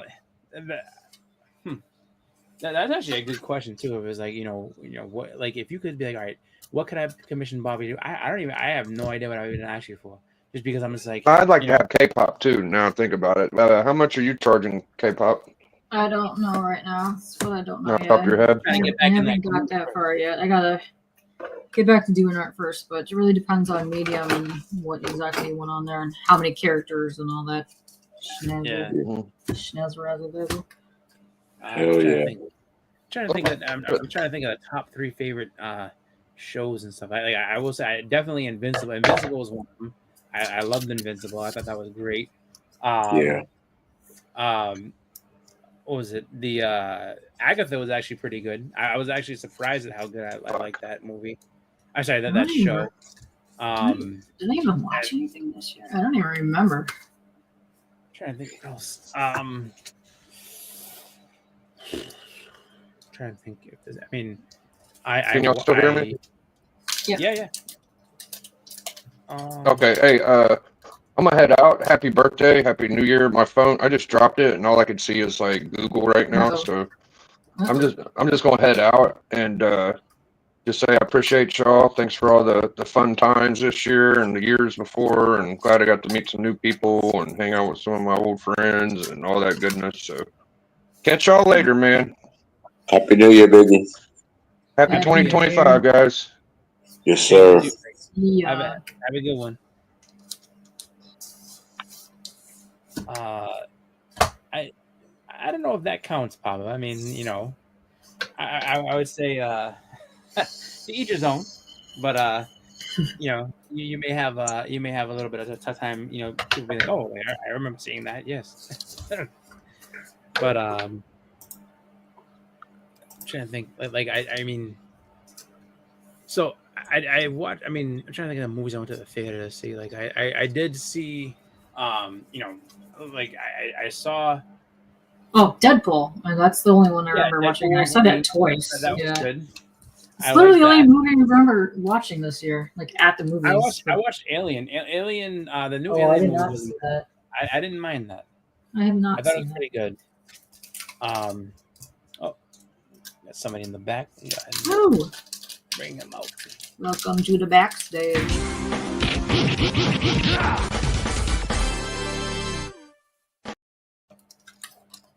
TM nerdy. What's up? I would say my another top 3 show was Penguin. Penguin was good. I did like that. It was Penguin good. was really good. Squid Game wasn't bad. Squid Game I liked. Cobra Kai I liked. I'm kind of not. I'm not mad that they do it in pieces, but I guess for me, for my own, I don't like waiting on stuff, so it's like I'd rather just give it to us all at once. But the third piece is coming out in February, so yeah, finish that off. but I was say like it was kind of a slow year as far as like comic shows and stuff were concerned. There weren't tons and tons of them, but there were. I mean, everything was pretty good. And admittedly, like I don't watch a ton of television. I just kind of catch things. So I mean, I think the most consistent thing I watch like every, I guess like weekly, you could say, would probably be like wrestling. Yeah, so, I'm really big into AAA wrestling right now. That's right. So one of K-pop shows AAA wrestling. She showed us, and actually it was pretty cool. And she broke it down to us too, because I don't watch AAA, and she was like telling us like when we were doing the WrestleMania stream and the Royal Rumble stream, which was both awesome. She was just like you know, no, you gotta check these guys out. So, like, and she's telling us who everybody was and what was going down. She's like, no, you gotta watch now. See, this is just a piece of their rivalry. Like it's been going on for months. And then started out with this guy was dating this guy's girl, and he didn't like that, and now all of a sudden they're all fighting each other. I'm like, and it was a good time. Yeah, I was upset. I wanted to go last night, but I ended up watching football. I could not because they had the live WWE live holiday tour was last night here. I wanted to go to that. I had friends working the venue, and I wanted to go, but I had to watch my Lions. That was a close one, yeah. Oh, that was a good one. We came back strong last half. That was good. Yeah. I know some people got their hearts broken in the fantasy football. Oh, too bad for them. I mean, not because anybody lost specifically, like, not because not because the Lions won or the 49ers lost. Yeah. It was because for a while it was pretty low scoring as far as like if you had players on both sides. They got to the third quarter and nobody was really doing much, and then after so they got past the first half, and then after the second half they were firing. Both teams were just going nuts, and so there were people that thought that they had it in the bag. Like, oh, this is in the bag. I'm gonna cruise to my win. Oh, they got like if you had Laporta or George Kittle, or if you had if you had Goff, if you had pretty much if you had any of the starters going for either team. Oh my God! Like the comeback that people made last night probably shattered a lot of people's dreams. So they were just like, I was cruising, and this is what happens. There were people scoring touchdowns that should have never scored touchdowns. It was amazing. But Purdy get like 2 touchdowns, I think, yesterday. It was crazy. Yep. Like my friend Steve at one point was bragging. He's like, I am. And I haven't talked to him today. I should have, because I'm like, dude. Did you go against somebody that had like the person that you were playing? Did they have any of these players? Did they pull a late night comeback on you? And I'm sure somebody did, and they were just like, no.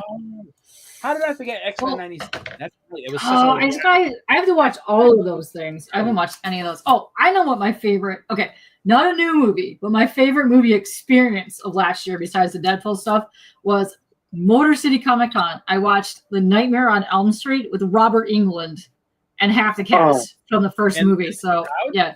No, they were doing like a Q&A up front. So it was him, it was the mom, and it was the girl that played Tina. They were down and they were talking about the movie, and then we watched it in probably the biggest movie theater I've ever seen. It was like there was a stage in front of it, and this thing was humongous. It was probably 2 times the size of an IMAX. I think there were maybe 200 plus seats in it. They had a sound guy in the middle of the theater. It was fantastic. It was probably my favorite movie experience of last year. So you're saying you got to watch it with Robert Englund and Heather Langenkamp? No, she wasn't there. So it was the girl that played Tina in the movie, and then the mom that was in the movie. Oh, I forgot both their names, but yeah, they were in the movie. That's all right. I'm like, I know what you're talking about. Like Tina's the girl that gets killed and rolled across the ceiling in the very beginning. Yes, yeah. And was there Q&A after or before or anything? It was before, so they got to hang and show. Here you go. Got some homies. Got some Ivan Tao homies right there. Oh, nice. This is the Tales of Asunda Stringer Comics, the last Kickstarter that they did for Niobe. That one. There you go. I can tell you some movies I really enjoyed. Like Transformers 1 was really good. Is that the new one? I haven't seen that. Mostly, I was out of protest. Yeah, the trailer made me mad because they were buddies at first. I was like, this is not. Don't. That's like the worst trailer ever for the movie. The movie is better than the trailer. Well, I think I'm 3 movies behind on Transformers. No, this is an animated movie. This is all on its own. I know, but I'm like 3 movies behind. I think the last Transformers movie I watched was Bumblebee. Oh, then you're just 1 movie behind then. No, because there was more after that. No, there's only one. Rise of the Beast. Crap. No, Bumblebee was after the Mark Wahlberg stuff. No, I mean, I didn't watch that. I watched Bumblebee, so I got to go back and watch all that. Oh, okay. Yeah. I wouldn't waste your time. I'm also behind on. Godzilla stuff. Godzilla's my homie, and I gotta watch Godzilla stuff, but I haven't watched the last. There was couple of There's things. a movie on Netflix. I think it was. It was either a movie or a series on Netflix. There was a Monarch, was Apple. Yeah, right? Monarch was Apple. Yeah. Yeah. Okay. I can't believe that I'm glad that Rad went ahead and answered this just because I mentioned Aliens. Salem's Lot. The new Salem's Lot was awesome. The one that's on Max. Watch that. Oh, the remake is sick. Dude, I gotta watch that. Really, really yeah. good. That was on my Halloween watch list to watch. And I had to stop watching all those movies, so I was going through all the medical crap at the time. So I will be getting back to all of that and watching all that soon. So I'm pretty sure because that one's a Max original, it's still on there. But I do know that the original they had on there too, and the original is good. It's just long. But this one they did it justice. It was a good remake of that movie. It was really good. Yeah. I know, Pops. I'm waiting. Another couple of movies I did watch was Saturday Night. That was really good. That was like it's like the first 90 minutes before the first Saturday Night Live. It was just so good, so good. I didn't see that. It looked good though. It looked different. And then got to shout out Furiosa. I really enjoyed Furiosa, and I liked the Fall Guy. I didn't see the Fall Guy. I didn't see that either. Like Kelly says, he has yet to make it all the way through Joker 2 yet. He just can't stand it. Dang. Like I didn't. So I saw Joker 2 through a YouTube video of somebody basically explaining Joker 2. And them like showing different scenes through. So they basically showed the movie, not the entirety, but they kind of like And I was like, yeah, this is exactly what I thought it was gonna be. And I was like, So I'm glad I didn't go ahead and watch that because it seemed like it was not really worth watching in the first place. Yeah. If you like the Joker, I would say if the first one is probably the best one. But after that, it was just like I had a feeling it was all gonna be taking place in the guy's head, which I'm assuming that's exactly what happened, and I was like, I don't know. Have you guys ever watched the movie Chicago? Like, no. But, I mean, I know of it. Yeah, the musical. Yeah, watch Joker Folie à Deux, and then go watch Chicago, and be like, well, okay, they just ripped Chicago off. Yeah, no, I mean, I could see them doing that. I mean, Radat says that he will not watch Joker. 2, and then he said Joker symbiote for Holly's because usually it's the other way around. Oh wow, Callie is not a fan of Chicago and or Joker. Damn. Oh, I like Chicago. I don't know. Maybe I just like the songs that were in it. Like, I can't think of the name, but speaking of Callie, I know Callie's seen this movie too. Sonic 3 was really good. I was supposed to see that over the weekend, but I might go this weekend to see that. I haven't seen it. Actually, I saw Moana 2 without seeing Moana 1, and I wasn't really all that lost. I was like, okay. I didn't know anything about Moana 1. I just went into Moana 2 not knowing anything. I was like, this is not bad. I enjoyed it. Thought it was all right. My daughter and my wife went and saw Mufasa, and my wife was like, I don't know if I like this thing. It's just kind of like... And I'm like, you know what? I was like, once you see basically the Lion King, it's just like, is Mufasa's life as interesting as Simba's? I don't know. Probably not. So I can understand her being turned off, but to be honest, she's pretty turned off by all the live action Disney movies except for Aladdin. She liked Aladdin. Everything else, she's kind of like, I don't know. But she liked Cruella too. She was a big fan of that. She wasn't a huge fan of Jungle. She did not like Beauty and the Beast. She's like, Emma Watson did not do a good job. I don't like her. Okay, and then she didn't like what was the other one that she did? She did not like Beauty and the Beast. I said that already. She did like Aladdin. She what was the other one that they did? She seemed to like The Lion King. And then I'm trying to think what other live actions that they've done. They did do a Cinderella. I didn't watch it though. I think she wasn't. She wasn't a fan of Cinderella, and I think that she was like, oh no, she liked The Little Mermaid. So The Little Mermaid and the two that she liked. She wasn't a fan of Cinderella. And I know they're gonna do. Oh yeah, I don't think she saw Dumbo either. And I'm like, I'm not a fan of Dumbo, as far because like ever since I was little, I hate the scene where they take him away from his mother, and then when they bring him back, like the old cartoon. When I was little, I used to cry. I hated that when like when he's got the clown makeup on and they bring him back and he's hanging out with his mother for the first time. That since they put her in the cage and like she's like rocking him and everything like that. Like I felt terrible. I was like, that's so mean. So that's why I was like, I'm not watching this crap. Like I can't do it because I don't think anybody's ever gone back and been like, yeah, I'm nostalgic for that old Dumbo cartoon. I don't think none of us watched it again. Like, well, I mean, I watched it. You know what's funny is that like I watched it as a kid, and I remember like not like. See, that's the thing. When you don't watch something for a long time, you kind of forget some stuff. You're like, oh, like I know I don't like this, but I don't know why. And that's exactly what happened to me with the Transformers movie. I was like, I know I don't like. I know there's part of this I really don't like, and I don't know why. And then all of a sudden, I watched it, and I remember like because I hadn't seen Transformers the movie, like the cartoon movie, for a long time. And I remember like back in the early 2000s, there was many means as which you can get movies that you had many avenues to get stuff. So I was like, oh, let me go ahead and I haven't seen this in a long time. Let me go ahead and do this. And so I put it on, and I'm like, oh. This is gonna be, and I was like, "Oh my god!" And then like it was like that first, and I was like, "I remember all this. Now I know exactly why I don't like this movie." And same thing happened with Dumbo. Like when I watched it again, and I was a little older because my cousin Megan's like 10 years younger than me, so she was like, "I want to watch Dumbo," and I was like 17. I was like, "All right, let's put it on." And I watched. I was like, "You son!" I was like, "I knew I hated this movie, and I know exactly why now."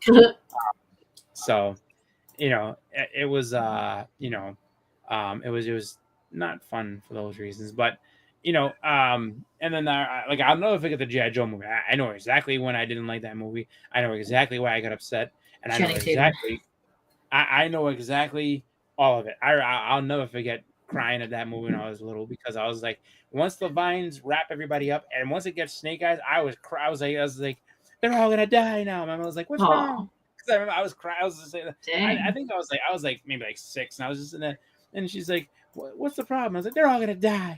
And then she's like, what do you mean they're all gonna die? I'm like, look. I was like, they all gonna, yeah, look what happened to them. I was like, Snake Eyes is the toughest one, and he's gonna like they didn't even got him. I was like, they're all dead. They're all gonna die. I was distraught. So I was like, my favorite G.I. Joe got choked and put up in the vines. But Yeah.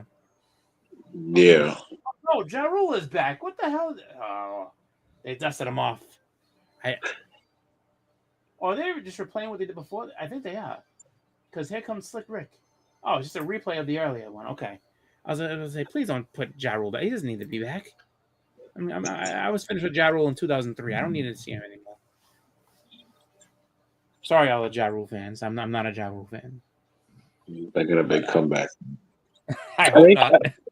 I think the worst movie of the year goes to Madam Web, though. I didn't watch it, and I know that people. I know that people were rejoicing in how bad it was. They're like, oh, it's a terrible movie. This movie is so awful. You gotta see it. And I'm like, I don't know. I have a feeling I don't, and I'm gonna stay that way because I feel like you know what. I could save myself the 2 hours just because I was told the same thing about Morbius, and I was like, I'm not doing it. Like, I'm not wasting an hour and a half on this. Just not gonna do it. So it's okay. But I think that that one though got pretty what was it? It got pretty much a lot of attention because what's her name? Dakota Johnson, right? That was Yeah. She was like, they made this fail. It's all because of you. And she's like, you guys have these expectations that no one can live up to, and this is why this movie sucks. And it's like, wait a minute. If a movie is bad, a movie is bad. It doesn't matter like what you did. Like you guys did a bad job. That's it. It has nothing to do with the fact that people can be critical of it. Like that's what you're supposed to be. It's art. Like that's it. It's all subjective. Like you're not subjective about taxes. Look, the number's there. The numbers say you owe $400. Art, that's different. Like I can say like I don't know about this thing. This thing sucks. Or well, this thing's amazing. It's a masterpiece. So that's the way that goes. Yeah, I love how the Sony CEO is just like, listen, guys, you guys are wrong. Madam Web and Craven are the best movies. And I'm just like, wait, what? I mean, his job's on the line. He's kind of got to say that. He can't just make it like, we made a dud. Sorry about that. We won't do it again. It'll be out. Like, he's got to be, look, you guys just don't understand things, all right? That's just the way it is. Like, it can be subjective all day, but you just don't understand what you're watching. And that's not my fault. That's your fault. And I have to say, like, I have to say it makes me laugh. So I kind of do like that someone's at the balls is them. Like, look, it's just the way it is. You just don't understand. Like, no, we understand perfectly. This movie sucks.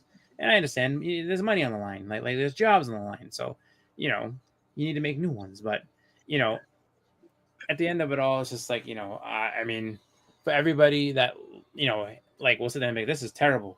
There's other people that love it. Like I have a friend that I went to college with that has every year he does his annual review of every movie, and he rates them by tiers. Every movie and TV show that he's watched over the entire year, and he talks all about it and what was good and what was bad, and he'll sit there and put Madam like he puts things in all, like he put Morbius, like what Morbius is a cinematic masterpiece. You people just don't know what you're talking about, and like he'll die on the hill. He will never give it up. He loves Morbius. It was just a bad movie. No, I know people that like Morbius, and I know people that like the Venom movies and that, but the two movies that like the consensus are that they're terrible is like Madam Web, and Craven is right behind Madam Web at being terrible. Did you see either one of those, TM? I seen Madam Web, but I didn't see Craven. No, I haven't seen either one yet. But yeah, Madam Web just doesn't like it's edited really bad, and there's a lot of ADR. ADR, what's that? Like going back and like recording your voiceover and already like taking out like having like recording your voice after the movie is done, like and like adding voices, like all of a sudden you see the guys like looking away, but then all of a sudden you hear him like have like an acting scene, which when that was shot he didn't have that scene. He didn't have any speaking role in that scene, I should say. They added stuff in, right? Yeah. Morbius will be the best Sonyverse movie in the long run. It could. It's 2 minutes till midnight over here in the Midwest. Yeah. There it is. Now you get to get your fireworks and have everything. And I have the bubbly right here. See? Bubbly. So I was like, oh, have a sip of the bubbly. I am going to. But as far as TV and movies that I'm looking for coming out for next year, I mean, I would say I think everybody is mostly looking forward to Superman. I think everybody is mostly looking forward to is it Avengers comes out next year or is it 2026? 2026. All right. So what's next? Is it going to be Captain America: Brave New World? Yes. Didn't that get pushed back? Wasn't that supposed to be out already? Yeah, it was supposed to be out already. Yeah, it's coming out in February now. I don't know the exact date. And then you have Thunderbolts as well coming out in May, I think. Yeah. Which, I think that I think that those can both be good. I mean, I think that Captain America is going to be the better of the two. I just don't think it's going to make its money back because 500 million has already gone into the movie.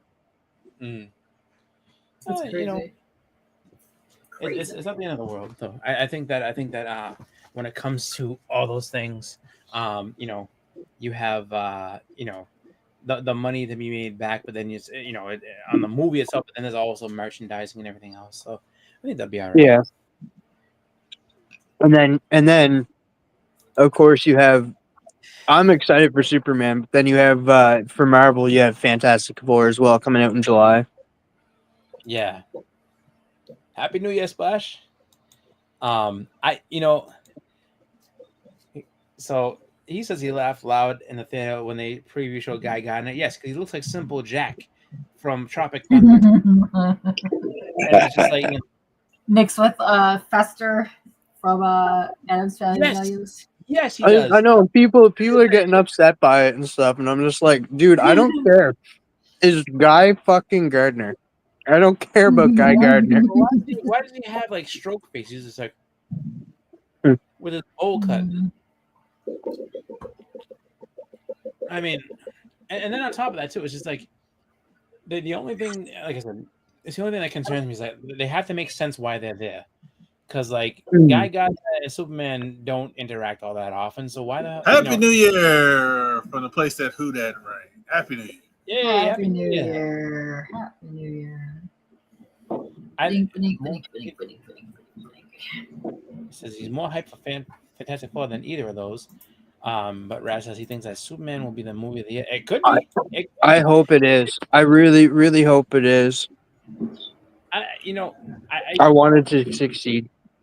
Well, but you had bias. You love wanted to succeed and be in a movie of years. Two different things. Yeah, I mean, I hope it succeeds. I don't know. You could be the movie of the year and don't succeed. You know. Yeah, like I don't think that they. I don't think that they. Are gonna. I would rather it succeed, honestly. I don't think they're gonna end up being where the MCU is kind of dwindled, which I don't think they've dwindled as much as people want to say. But see the thing people forgetting about, Chris, is like the DC EU, I think it's what's called. The movie that we have to pay attention to see how successful and how far it's going to is not going to be Superman. It's going to be the very next movie, which is Supergirl. I think it's Supergirl. Yeah, Supergirl, Woman of Tomorrow. That's the next slated movie for DC. And they start filming because they got their villain, Jason Momoa, and all that stuff. So that's the movie. If that movie bombs, well, if Superman bombs, it's okay because they have a slate they want to. You don't want Supergirl to bomb. Like, do not want. Here's it though. See.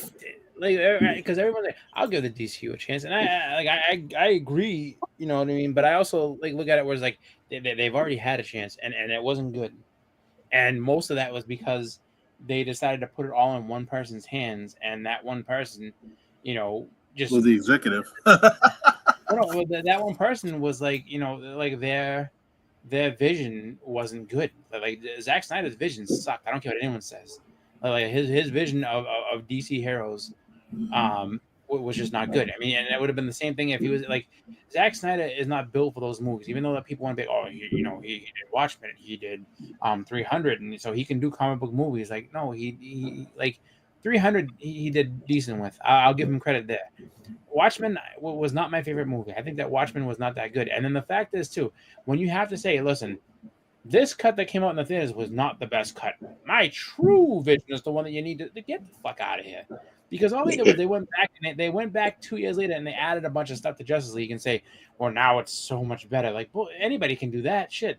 If you want a movie that sucked to be better, like give me 3 years and a bunch of editing, and I'll make the worst movie that came out incredible. If I have the production and means to do it, yeah, anybody can do that. Well, this is the super secret director's cut that has all the good shit in it, and the one that you saw in the movies. Well, I mean that had nothing to do with me. Just like when they were saying what was it? They did the same thing about the Suicide Squad movie. They're like the A cut is the one.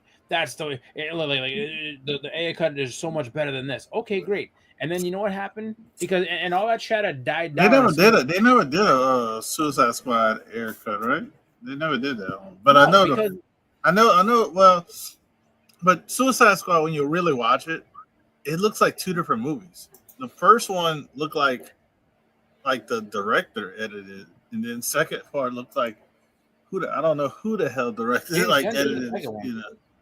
Yeah. Well, no, not the second movie. The editing in that movie, the first one. The editing in the movie looks terrible once you get to the third act, the last act. Yeah. It just looks weird. It looks bad. Yeah, it's like they gave up.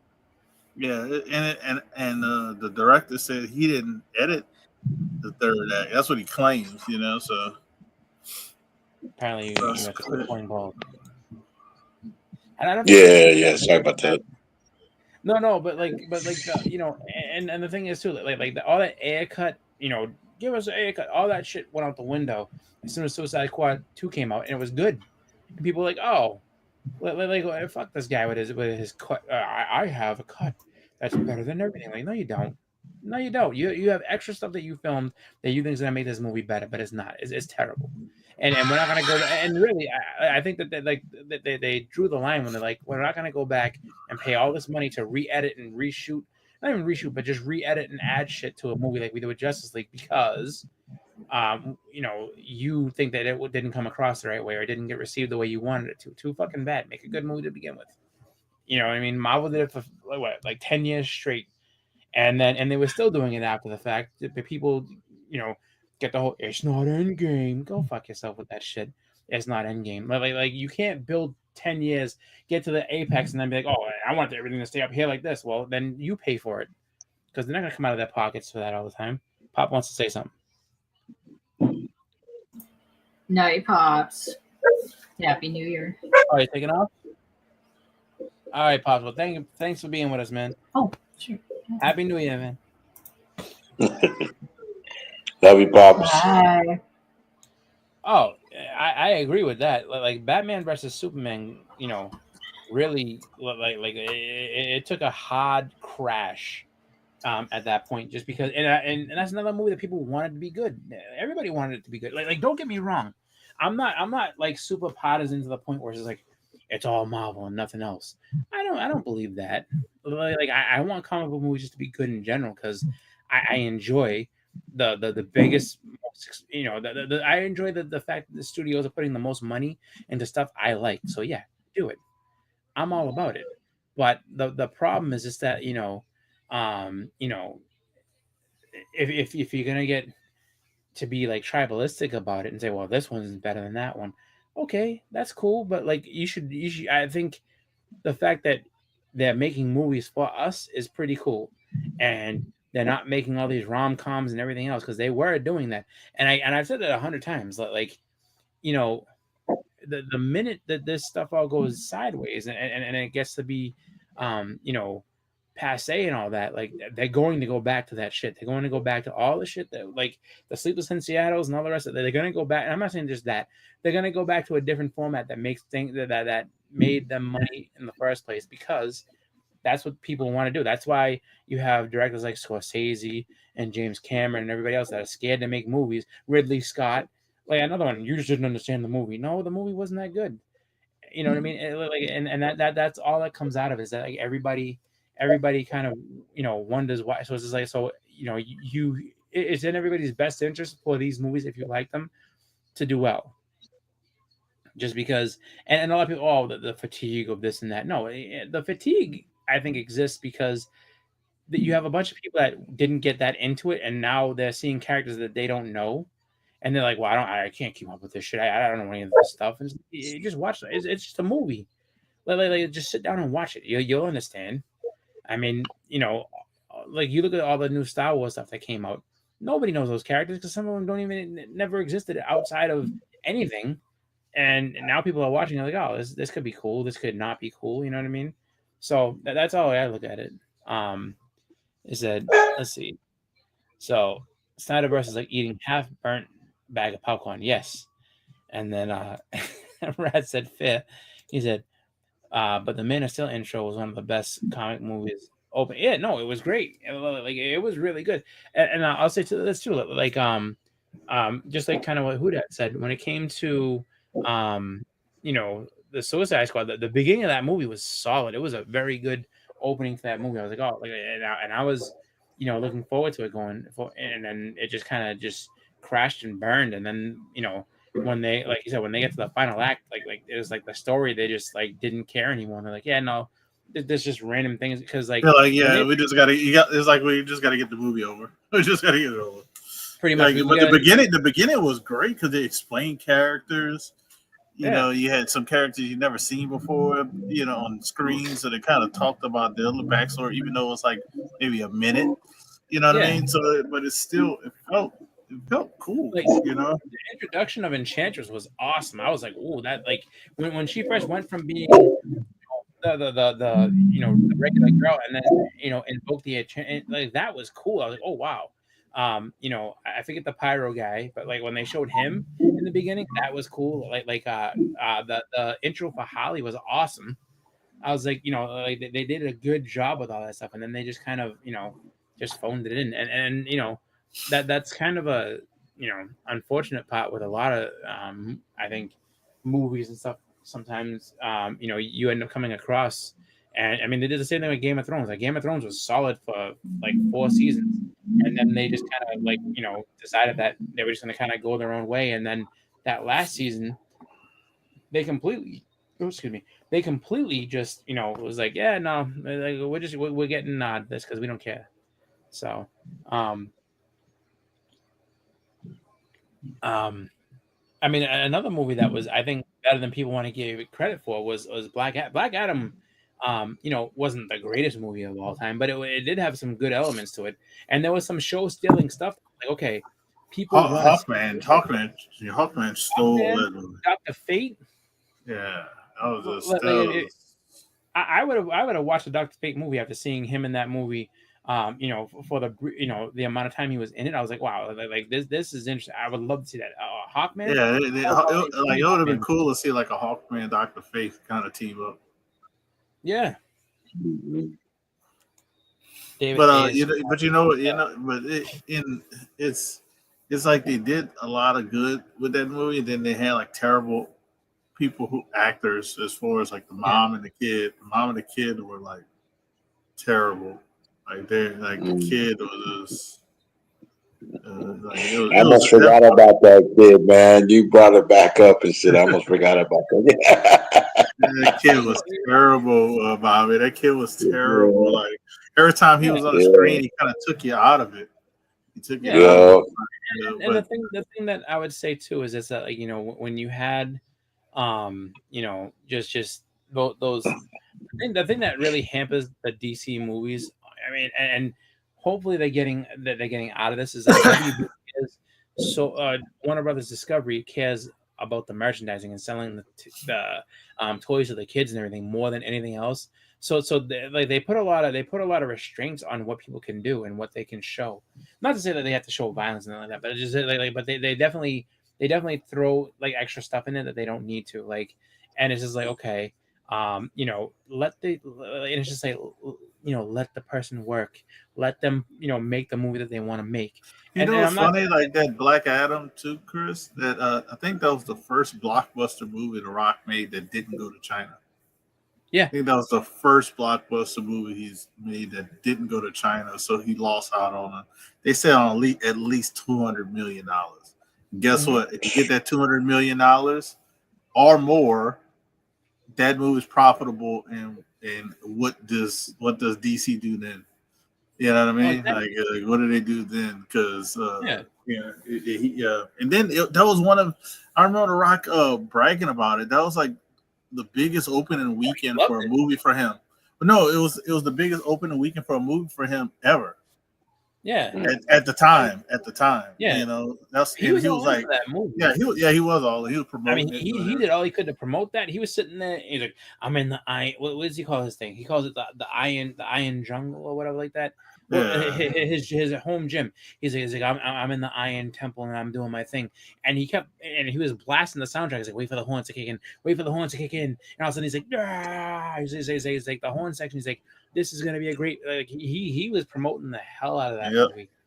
And then him and Henry Cavill were like the only two people recently that didn't have to wear a padded suit. Because so many of these him, Henry Cavill, and was it Chris Hemsworth? Are like the only two people that don't wear padded suits. Yeah. That's why Batista didn't want to be Drax anymore, because he's like, man, I gotta bulk up and get in this crazy shape. So because the whole movie I don't have a shirt on. Yeah.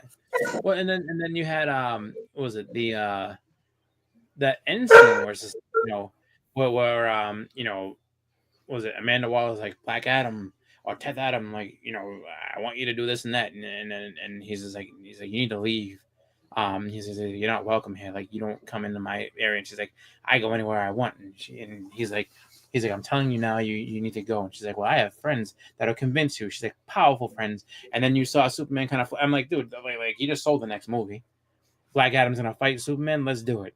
And then of course, you had everything kind of fall apart.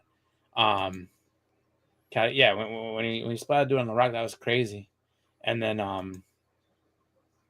like the family element needs to be absolutely, it was stupid. WB likes to step in and make changes to that. Yeah, it's stupid. You know what, I didn't play that's why they needed the two people that they needed, the head of like their movie division. That's why they needed James Gunn and I forgot Peter Safran, I think.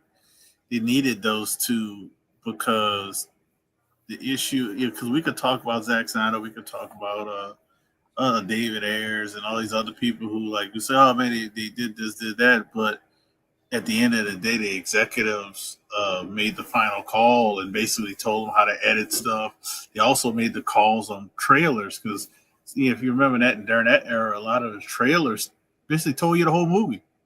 You're like, what the hell? They were good, but it's like they put elements in the trailer that too much. You don't put the end fight scene in a trailer. Yeah, or like, was it like they were trying? They tried for. I mean, they kept it under wraps for a while, and people were like, oh, like Wonder Woman's gonna be in Batman versus Superman. But like they haven't shown it yet. But like and then like I think like it was like maybe like the last show that they did, which came out like 2 weeks before the movie. Yeah, the trailer showed her in it. It was like, so you're gonna spoil that surprise? I was like you would have made so much more money had you not sat there and just people know they're gonna see her now. Well, I mean that's no more surprise. But then and I would say too, like the other thing too, and this is what I'll say, when it comes to the DCEU, in terms of how they had it set up and what they were like, they didn't realize what they were going up against with Marvel, because they didn't realize what Marvel's plan was. And then when they did, it was too late, and so they were caught off guard. And because they really didn't know, like they were thinking about making like standalone movies with like little tie-ins here and there. They didn't know that these guys were going to do a connected universe that was so tight that like every movie builds off the last one, and they were doing it well. And so like then they tried to do the same thing, and it just wasn't. It was too late. So I understand all that, but I still say, all Warner Brothers Discovery has to do, just make good movies. It doesn't matter if they connect or not. You can try connecting them here and there, but just make good movies. Make a run of good movies, just standalone on their own, and then you can kind of connect them at different points.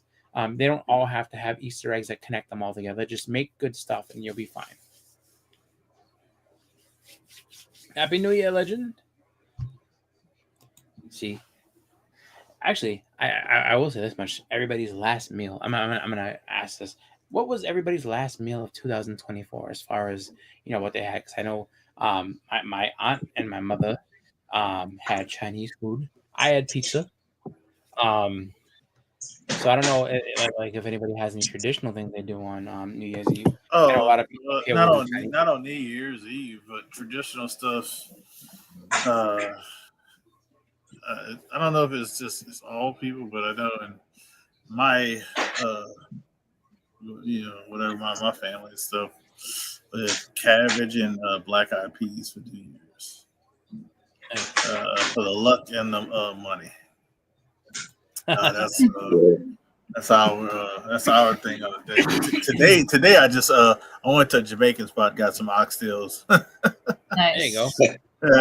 I made Don't take all my contracts, please. I made a bunch of kielbasa and sauerkraut and made sandwiches. It's delicious. Mm-hmm. Yeah, I did Chinese earlier. Yeah.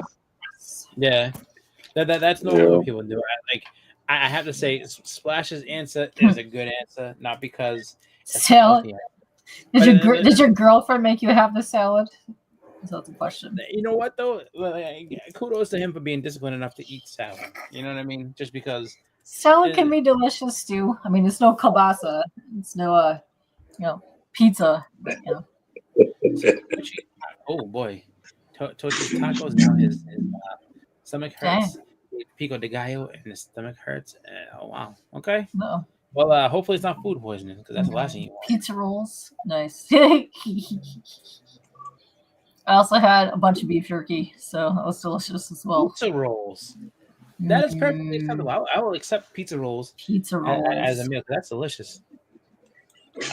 Good snack. Because I'll tell you right now, there's nothing wrong with being responsible and being healthy.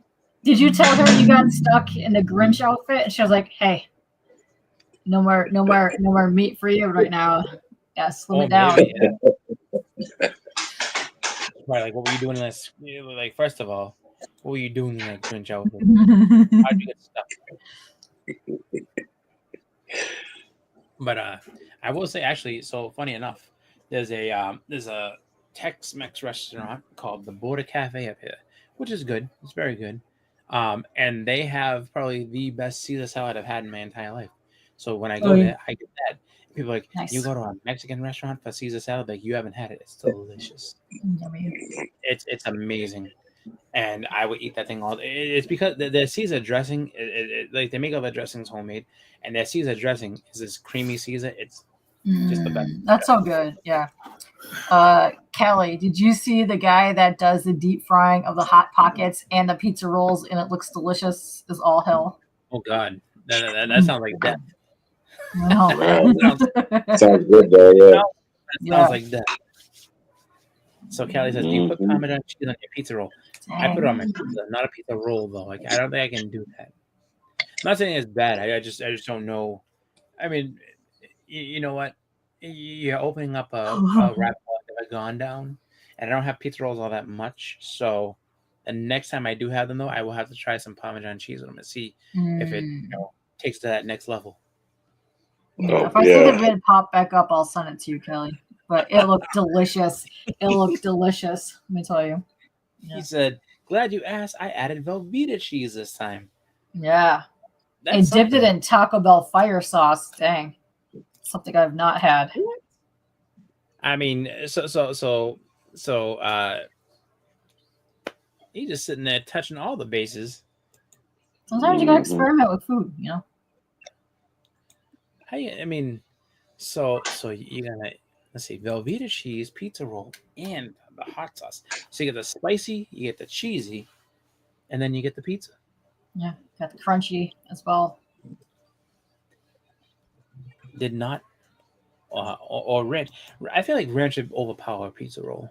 Well, they're really tiny, so a Hot Pocket would make more sense than a pizza roll because the pizza roll's a little chunk. You just dip it in there, yeah. That was funny about the Grinch. Reason he ate the salad is I guess for me. Hey, you know what? Nothing wrong with that. The saddest part about, or one of the sad parts about getting older is that everybody has to pay the piper, and so all the good food that you ate when you were younger that's delicious and everything, you get older, it's like, yeah, you can't keep eating that shit. Got to eat the good stuff. So eventually we all got to end up turning into rabbits and eating the good food, just because if you don't, then you won't be here that much longer. So and that's kind of a morbid thing to say, but that's the truth. It's just like, and it's the hardest thing to do, as you become older, just because it's so ingrained in you. It's just like, dude, like, why can't I have some Hot Pockets? They're delicious. Like, what's wrong with you? Yeah, Chris, but I hate to break it to you, man, but healthy people die every day too, man. Oh, of course, absolutely. It's just, you know, at least trying, you know what I mean? But no. Yeah, Right. Second day, you know, I won't say second day. I won't say second day. I would give everybody at least till 6 days. I'll give you actually I can't say that first Friday, but I would say whenever that first Friday falls, after the new year, I would give it until then, because that first Friday is where everybody's kind of that first weekend is where the make it or break it point happens. It's like, all right, I worked out for, you know, like if you're lucky enough to start out in the beginning, it's like, all right, New Year's on a Monday. I worked out for 4 days straight. I've earned this pizza and beer, and then the ranch dressing. Yep. Once you wake up that demon, though, it doesn't go back to sleep. That's the problem. You can't wake the demon up, because once the demon knows, it's like, ooh, that looks good. Hey, look, you worked out for a week straight. Have some ice cream. Do it. And then next thing you know, you're 2 Big Macs in, and you know, it's just like you haven't been in the gym in a month. What are you doing? Can't get your Grinch suit off. Yeah. Yeah, he's like, get the scissors. Have you eaten them salads? Like, well, does lettuce on the burger count as salad? Because I mean, I got lettuce, pickles, tomato. That's a salad, kind of. Yeah. Right. Grains. You got your grains. You got your bread. You got your sesame seeds. That's right. Taking care of myself. All the food groups, I mean, you look at the Big Mac. All the food groups are represented. It's just, you know, they're just bad for you in that setting. Like, that's the problem. Like, how cruel is that, though? Like, when you really think about it, like, how mean of a situation is that, where it's like the best tasting food is the worst for you, and it's just like, come on, man. But not in all cases, but you know. Yeah. I mean, you just gotta change your taste, yeah. Yeah. But don't get me wrong, I mean, junk food is cheaper than going to eating healthy, you know what I mean? Yeah.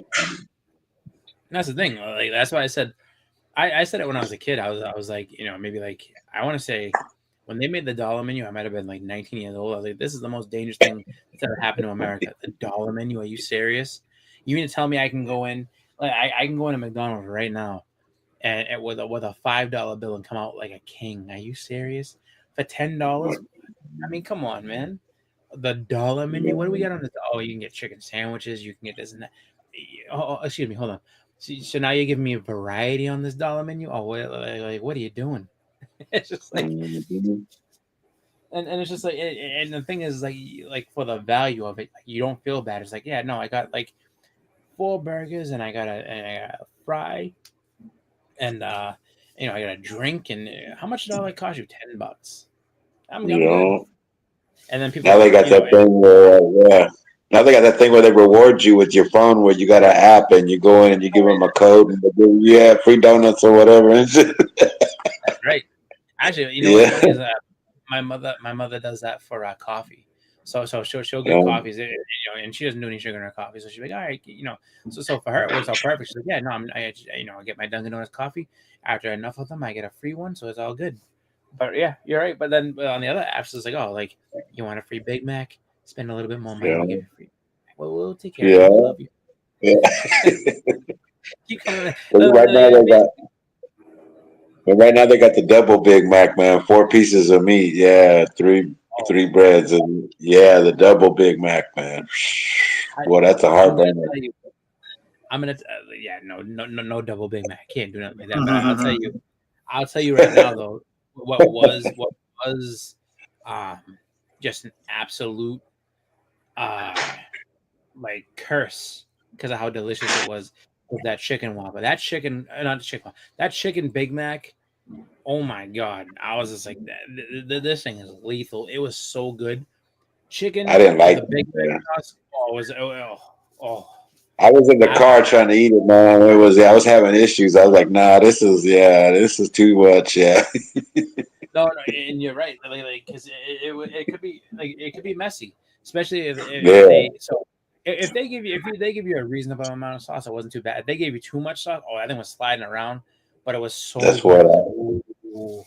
Yeah, that's what I was just like, and you know what's crazy too? Like, I mean, so I bet you can do it. I bet you can get a chicken Big Mac, right? Without even like if you got 2 chicken sandwiches, that's what they use is those chicken sandwich patties, right?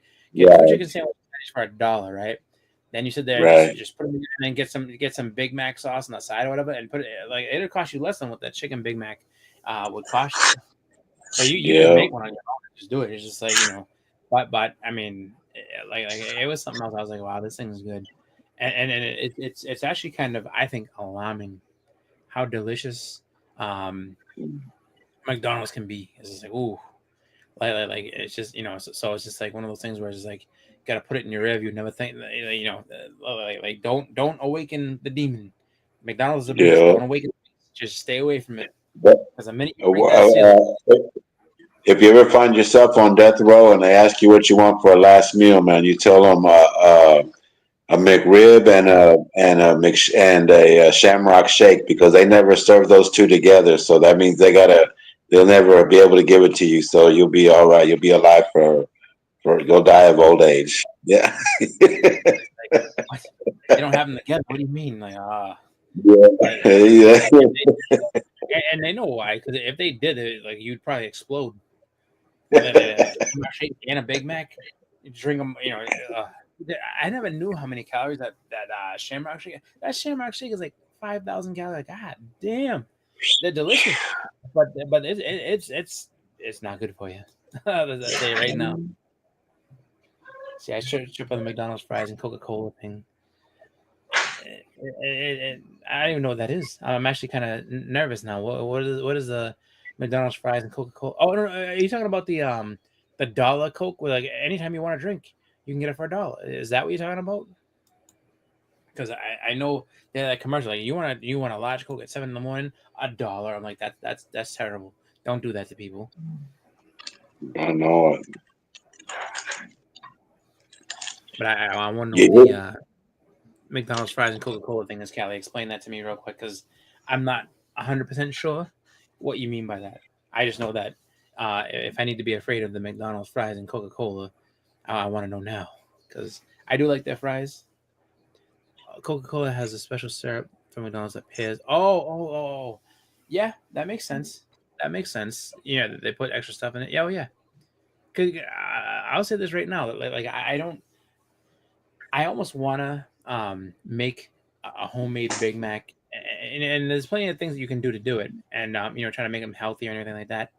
And you know, I would love to see if it's as enticing as a McDonald's one. I bet you it's not. Like I could 100% see them having some type of additive that makes, you know, you just crave this crap. Yo.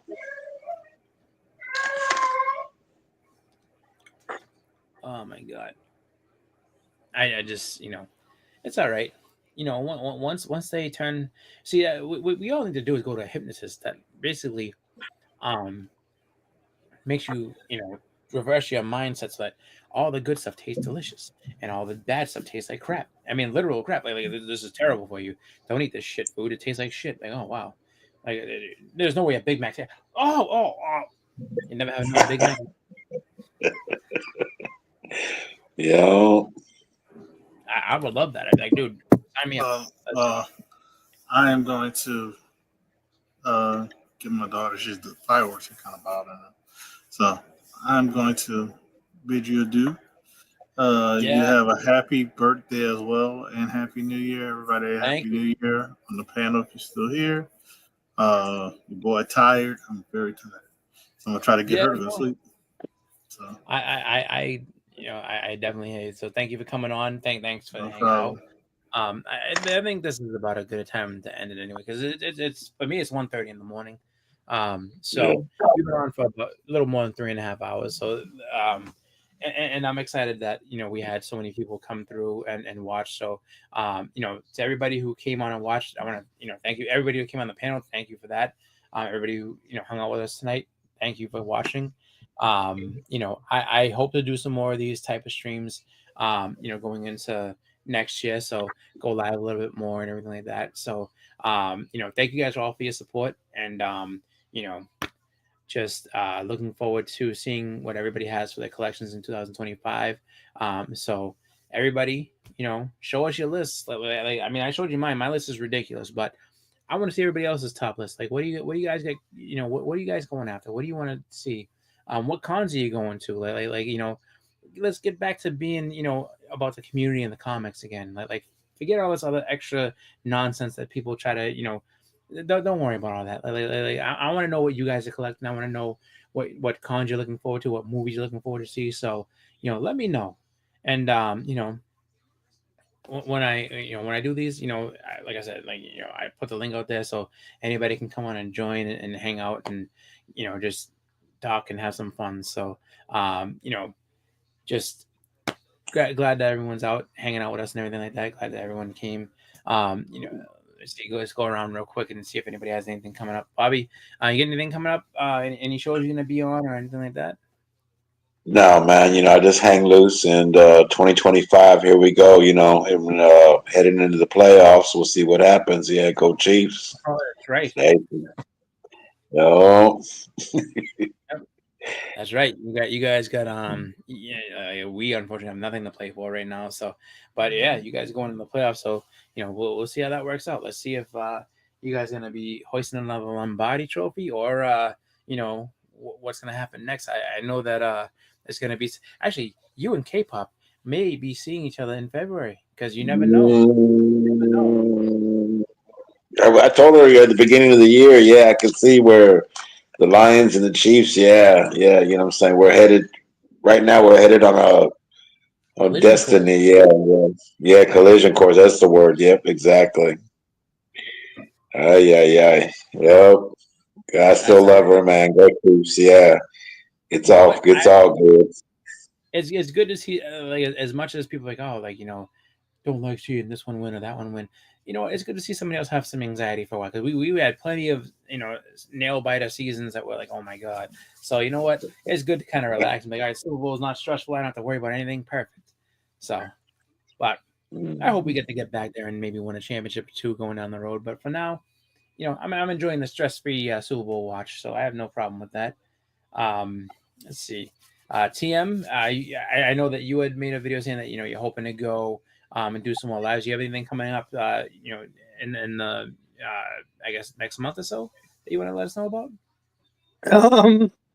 No, not really. I've been just jumping on random lives here and there, like church with Bleeker or that. All right, that sounds good. I mean, it's good to get you out there and just kind of interacting with everybody. So glad to see you came on and glad to see that you're around and doing things again. So, definitely looking forward to seeing you doing more stuff with the community and hanging out and just having some fun with us. So, it's always a pleasure having you out here. And K-pop, anything happening soon? I know that your plate seems to be always full with different stuff that you're doing. So, anything coming up in the next week or so? She might be away from the. She might be. She might be away, or she might have fell asleep. Which you know what? She used it because it's she is the hardest working woman on YouTube. Absolutely, streams all the time, and just makes so much time for everybody else and everything. So K-pop is definitely one of the absolute best on this platform. Bottom hands down. So. Love you, K-pop. Happy New Year. Happy New Year to everybody on the panel. Happy New Year to everybody that came and joined us. Happy New Year. Thanks for joining us, Callie, Splash, Radot, Legend, Tat Comics, Aggressively Relaxing, Papa Willie. Let's see, who else do we have? Biggie Shack, Tony Sanders. Who dat? Bleak. Yep, we had Bleak. Trying to see who else came in a little early because I'm just scrolling up quickly. Steppo, Susie. They're almost. Actually, no, they have a little bit more than an hour before they get their actual, New Year celebration, but Happy New Year to all of them. JS says Brooklyn. Who else? I know there was more. Loke up in Canada. Who else? Come on. Oh, Man Cave, Funk Comics. Happy New Year to you guys. Lady Fantastic. Let's see. Beckerman. Even though I gave you a hard time on the stream, like thank you for showing up. Thank you for supporting. Happy New Year, brother. Let's see who else. I think that is everyone. So I want to make sure I don't miss anybody. Oh, Drew Manchu, hey. Happy New Year, Drew. You coming in when we're gonna wind things down, but happy to have you come through. Have a happy New Year, and we're gonna get out of here. So everybody take care. Everybody have a good New Year. Celebrate responsibly. For those who are out there celebrating, and hope 2025 is good to all of you. So with that, thank you. Everybody have a great night. I'm out of here.